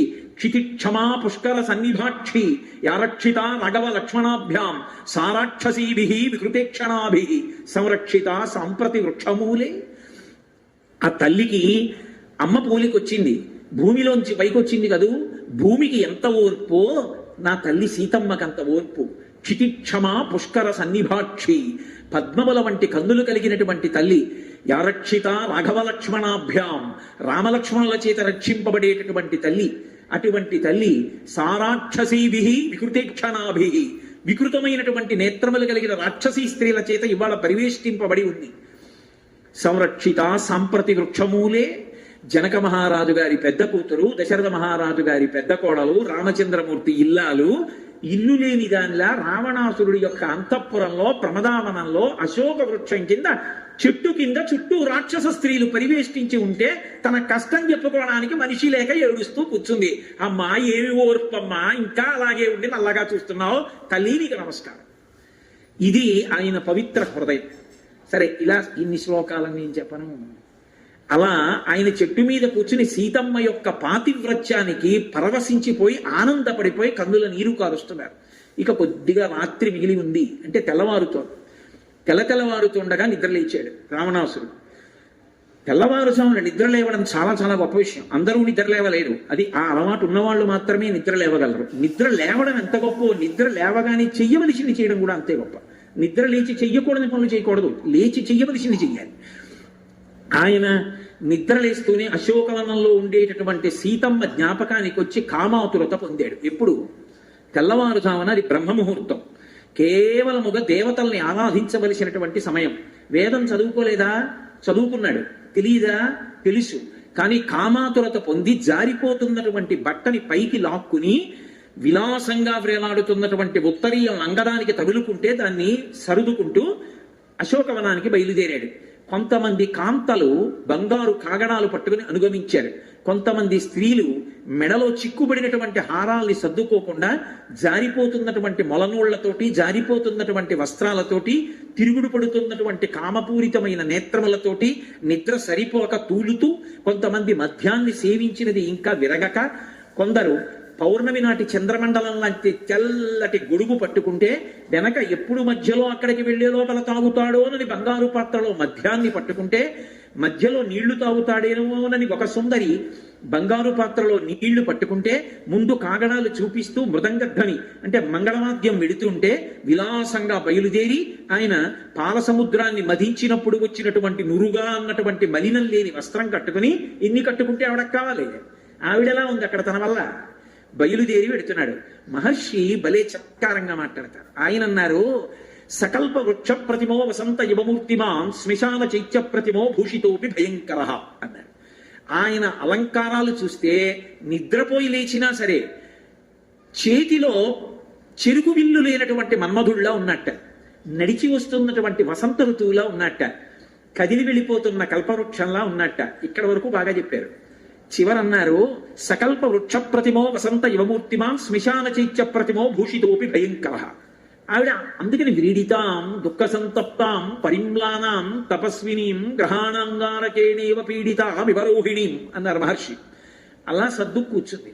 ఆయన వస్తూనే మొట్టమొదట ఒక మాట అంటాడు, సర్వధర్మో ఓ భీరుహు అని పిలిచాడు. భీరుహు అంటే పిరికిదానా అంటే ఆయన ఉద్దేశ్యం ఏంటంటే, నీ మనసులో ఒక పిరికితనం ఉంది, నువ్వు నా పాంపు చేరడానికి నీకు అభ్యంతరం లేదు, కానీ ఎవరికైనా తెలుస్తుందని అనుమానపడుతున్నావు. కానీ ఇక్కడ తెలుసుకుని చెప్పడానికి మనుష్యులు లేరు. ఇక్కడ ఉన్నవాళ్ళు రాక్షసులు, రాక్షసులు మగవాళ్ళు కూడా లేరు, రాక్షసీ స్త్రీలు ఉన్నారు. వీళ్ళందరూ కూడా నా ఆజ్ఞని ఔదలదల్చేవాళ్ళు. కాబట్టి నువ్వు నా పాంపు చేరితే ఎలా తెలుస్తుంది? ఎందుకు బెంగ పెట్టుకుంటావు? ఎందుకు భయపడతావు? భయపడకు. అసలు ఆవిడ అలా అనుకుందా అంటే వంచన చెయ్యడానికి ఎలా మాట్లాడతాడో చూడండి. అవతల వారి మనసు మీద ప్రభావం చూపించేటట్టుగా, అవతల వారిని పాడు చేసేటప్పుడు మొట్టమొదట మాటలతో మొదలుపెట్టి అవతల వాళ్ళ జీవితాన్ని సర్వనాశనం చేసేటటువంటి మాటలు చెప్పేటటువంటి విశ్వవిద్యాలయం ఉంటే దానికి తనంత తాను నియమింపబడిన ఉపకులపతి ఎవరైనా ఉంటే రావణ బ్రహ్మ. అంత గొప్పగా మాట్లాడతాడు. స్వధర్మో రక్షసాం భీరు సర్వధైవ సంజయ గమనం వా పరస్త్రీణాం హరణం సంప్రమధ్యమా. రాముడు ధర్మాత్ముడు, రాముడు ధర్మాత్ముడు అంటుంటావే సీత, నేను కాదా ధర్మాత్ముణ్ణి? నేనెంతటి ధర్మాత్ముణ్ణి? రాక్షసులకి ధర్మం ఏంటి? తనకి నచ్చినటువంటి కాంతను అనుభవించాలి, పరుల యొక్క భార్య అని చూడకుండా అపహరించి తీసుకురావాలి. నీ చేశానా లేదా? నేను ధర్మాత్ముణ్ణి కాను. స్వధర్మో రక్షసాం భీరు సర్వధైవ సంతయ గమనం వా పరస్త్రీణాం హరణం సంప్రమధ్యమా. ఇదంతే చారు సంజాతే యవ్వనం వ్యతివర్తతే యదతీతం పునర్నైతి శ్రోత శీఘ్రం అపామివ. సీత, బెట్టు చేస్తున్నావు నేను ఇంతలా ప్రతిమాలుతుంటే, ఇలాగే నువ్వు కూర్చుంటే యవ్వనం ఉండిపోతుంది అనుకుంటున్నావా? యవ్వనం ప్రవహిస్తున్నటువంటి నది లాంటిది, ముందుకెళ్ళాక ఇక వెనక్కి రాదు. కాలంలో యవ్వనం పోతే రాముడు ఎలుకోడు, నేను ఎలుకోడు, వృద్ధురాలివై మిగిలిపోతావు. ఈ పరువం ఉండగా నా పాంపు చేరు. ఎంత దారుణమైన మాటలు మాట్లాడతాడు. తల్లి ఎంత బాధపడుతుంది ఈ మాటలు విని. అందుకే తన పాపాన్ని తాను వండుకున్నాడు మాటల చేత. ఒకడు మాటల చేత భవిష్యత్ బ్రహ్మ అవుతున్నాడు, ఒకడు మాటల చేత తన మృత్యువుని తాను తెచ్చుకుంటున్నాడు. మాట ఈశ్వరుడు ఇచ్చాడు, కానీ ఆ మాట నువ్వు ఎలా వాడుకుంటావన్న దాని చేత నీ అభ్యున్నతి ఉంటుంది. సుందరకాండ యొక్క తీర్పు. సుందరకాండం అద్వైభవం. అందుకే కాబట్టి ఏవం చైతదు కామంతో నస్వాం ప్రక్షామి మైథిలీ కామం కామ శరీరం మే యథా కామం ప్రవర్తితాం. సీత, నేను నిజంగా దోషం చెయ్యాలి అనుకుంటే ఇక్కడికి రాముడు రాలేడు, సంశయం ఉన్నాడో లేడు. నేను నిజంగా నిన్ను పొందాలి అనుకుంటే ఎవరు ఆపగలరు? కానీ నేనెంత ధర్మాత్మున్నో చూసావా? నిన్ను నేను బలవంతంగా పొందను. నీ అంత నువ్వు నా యందు అనురక్తవ కావాలి, నువ్వు నా పాంపు చేరాలి. అప్పటి వరకు నిన్ను నేను ముట్టుకోను. ఇది యథార్థం కాదు అంటే అబద్ధమని చెప్పడానికి నేను ఈ విషయాన్ని చూపిస్తున్నాను. ఉత్తరాఖండలో ఉన్న విషయం. ఆయన ఒకానొకప్పుడు యుద్ధం చేసి కైలాస పర్వత శిఖరం యొక్క యువతలో ఉన్నటువంటి పార్శ్వం మీద నిలబడి ఉన్నాడు. రంభ అలంకారం చేసుకుని వెడుతాం. ఆయన దుర్బుద్ధి అటువంటిది. చటుక్కున రంభ చెయ్యి పట్టుకున్నాడు. పట్టుకుంటే ఆవిడంది, యుక్తాయుక్త విచక్షణ లేదా? నేను నీ కోడలనంది. నువ్వు నాకు ఎలా కోడలని అడిగాడు. నీకు అన్నగారు కుబేరుడు, మీ ఇద్దరు విశ్రవసో బ్రహ్మ యొక్క కుమారులు. ఆయన పేరే వైశ్రవణుడు. నేను ఆయన కుమారుడైన నలకూబరుని యొక్క భార్యని, కాబట్టి నేను నీకు కోడల్ని. కోడల పట్ల కామంతో ఉండొచ్చా? ఇంతకన్నా సర్వనాశనం అవడానికి వేరు కారణం ఉంటుందా అని అడిగింది. నువ్వు అప్సర స్త్రీ, నీకు భర్తృత్వం ఏమిటి? నీకు ఒక భర్త ఏమిటి అని బలవంతంగా అనుభవించాడు. ఆవిడ వెళ్ళి నలకూబరుడికి చెప్పింది. నలకూబరుడు వెంటనే శాపం ఇచ్చాడు. ఇక పైన నీ ఎందు అనురక్త కాని స్త్రీని నువ్వు అనుభవిస్తే నీ తల 7 వ్రక్కలైపోతుందని. అందుకు సీతమ్మ జోలికి వెళ్ళడం. కట్టుబాటు ముందే జరిగిపోయింది అక్కడ. అది చెప్పడు, దాస్తాడు.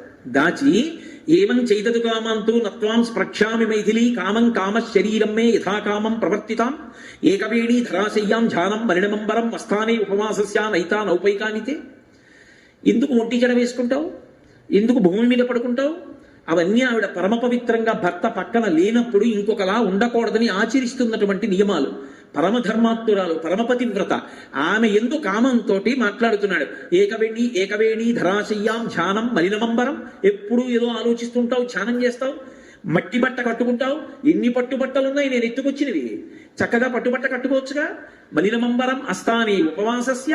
ఇంట్లోనేమో అన్ని వంటకాలున్నాయి, తినకుండా ఎందుకు అలా చిక్కిపోతావు? అస్తానే ఉపవాసస్య నైతా నౌపైకానితే. పిబ విహర రమస్వ భుంక్వ భోగాన్ ధర్నిచయం ప్రదిశామి మిదినించ మగి లలనే యథాసుఖత్వం తైచ సమేత్త లలంతో బంధవాస్తే. నేను తలుచుకుంటే ఈ భూమినంతటినీ కూడా తీసుకొచ్చి మీ నాన్నగారు జనక మహారాజు గారికి ఇచ్చేస్తాను. మీ తండ్రి చక్కగా ఏలుకుంటాడు భూమినంతటినీ. మీ బంధువులందరికీ ఎంత ఐశ్వర్యాన్ని పొందుతారు. నాకు ఎందరో భార్యలు ఉన్నారు, కొన్ని వేల మంది భార్యలు. వాళ్ళందరి మీద నువ్వు శాసకురాలిగా ఉండు. నీ వెంట తిరుగుతున్నాన్ని చులకన చేస్తున్నావా? నా ఎందుకు ప్రీతితో చూడు, అసలు నా వంక చూడడానికి ఎంత వైముఖ్యంతో ఉంటామే అని. అంతకన్నా నేను రావణ ప్రసంగం ఏం ప్రవచనం చేయను. అది ప్రవచనం చేయడానికి ఉద్ధారకమైన విషయం ఏం కాదు. కాబట్టి అక్కరలేని మాటలన్నీ ఆ తల్లి పట్ల మాట్లాడాడు. ఆ తల్లి చూసింది. చూసి తృణమంతరత కృత్వా ప్రత్యువాచ సుస్మిత నివర్తయ మనోమత్త స్వజనీ క్రియతాం మనః. ఆవిడ ఓ గడ్డి పరక తీసి మధ్యలో పెట్టింది. ఎందుకంటే ఒక మహాపతివ్రత పరపురుషుడితో మాట్లాడేటంటే తనను కామించి ఉండి చూడకూడని చూపు చూస్తున్న వాడితో సరాసరి మాట్లాడకూడదని, మధ్యలో ఏదైనా అభ్యంతరం ఉండాలని ఓ గడ్డి పరక నుంచింది. కాబట్టి తృణమంతరత కృత్వ, కేవలం గడ్డి పరక నుంచింది అంటే అక్కడ గడ్డి పరకే ఉంటుంది తప్ప కాస్త మట్టి ఉండదా, ఓ రాయి ఉండదా, ఏముండవా? గడ్డి పరక ఒకటే ఉంటుందా? గడ్డి పరక ఉంటే మట్టి ఉండదు. మరి మట్టిని ఎందుకు వాళ్ళ, గడ్డి పరకని ఎందుకు వాలింది అంటే ఆమె పరమధర్మాత్మురాలు. ఆమె భీరువు కాదు, ఆయన చెప్పినట్టు పిరికిది కాదు. ఆమెకి ధర్మం అంతా తెలుసు. మనకి వేదంలో ఒక మాట ఉంది, సహస్రపరమాదేవి శతమూలా శతాంకుర సర్వగుం హరతు మే పాపం దుర్వాదు స్వప్ననాశిని అని. గరిక ఉంటుంది. గరిక వంశాభివృద్ధికి ప్రతీక. అందుకే గరిక చూడండి, మొదట్లో వేళ్ళు ఉంటాయి, ఆ తర్వాత మళ్ళీ ఇలా ముందుకెడుతుంది, మళ్ళీ వేళ్ళు వస్తాయి, మళ్ళీ ముందుకెడుతుంది, మళ్ళీ వేళ్ళు వస్తాయి. తాత ముందు తన తండ్రి అవుతాడు, తర్వాత తాత, తర్వాత ముత్తాత, ఆ ముందుకి కొడుకు తాత, కొడుకు కొడుకు తండ్రి, వాడు మనవడు, మళ్ళీ మనవడు తండ్రి, మళ్ళీ వాడి కడుపున పుట్టినవాడు కొడుకు, మళ్ళీ వాడు తండ్రి, వీడు తాత. అలా ముందుకి వేళ్ళు ఉంచుకుంటుంటుంది, వెడుతూ ఉంటుంది గరిక. ఆ గరిక వంశాభివృద్ధికి లక్షణం. అందుకే ఇప్పటికీ వేదంలో ఒక మాట ఉంది, బిడ్డలు పుట్టకపోతే ఒక ప్రక్రియ చెప్తారు. ఆ ప్రక్రియ ప్రకారం ఆ గరిక తీసి తల మీద పెట్టుకుని కొన్నాళ్ళు నియమంగా స్నానం చేస్తే సంతానం కలుగుతుంది. ఆ గరికకి ఆ లక్షణం ఉంది. కాబట్టి ఎప్పుడైనా అకస్మాత్తుగా ఇది తప్పలేదు ఎలా అనిపిస్తే ఆ దోషం పోవడానికి గరిక ముట్టుకుంటారు. ఒకసారి గరికని ముట్టుకుంటే దోషం పోతుంది. అందుకే విఘ్నేశ్వరుడు గరిక చేత పూజింపబడతాడు. సులభుడు అని ఒక అర్థం, సమస్త పాపములను పోగొడతాడు. ఆ గరిక ఆయన పాదాల మీద పడితే మరింత శక్తివంతం. కాబట్టి అందుకు వేదం సహస్రబలమాదేవి శతమూలా శతాంకుర సర్వగుం హరతు మే పాపం దూర్వాదు స్వప్ననాశిని అంటది. శతాంకుర అన్ని అంకురములతో వెడుతుంటుంది. అందుకు గడ్డి పరక ముట్టుకుంది. కాముకుడైన రావణుడితో మాట్లాడిన పాపము నాకు సంక్రమించకుండుగాక. 2, ఆమె గడ్డి పరకను ఎందుకు పెట్టిందంటే ఒకానొకప్పుడు కాకాసురుడు అమ్మవారి యొక్క వక్షస్థలం మీద గాఢ వేస్తే రామచంద్రమూర్తి ఒక్క గడ్డి పరకని తీసి బ్రహ్మాస్త్రాన్ని అభిమంత్రించి విడిచిపెడితే కాకి 3 లోకములు తిరిగి వచ్చి మళ్ళీ రాముడి పాదముల మీద పడి శరణాగతి చేసి తన్ను తాను రక్షించుకోవలసి వచ్చింది. నా జోలికొస్తే ఒక గడ్డి పరక మీద బ్రహ్మాస్త్రాన్ని అభిమంత్రించాడు. ఈ గడ్డి పరక చాలు నిన్ను చంపడానికి రావణ, జాగ్రత్త. అందుకు గడ్డి పరక పెట్టింది.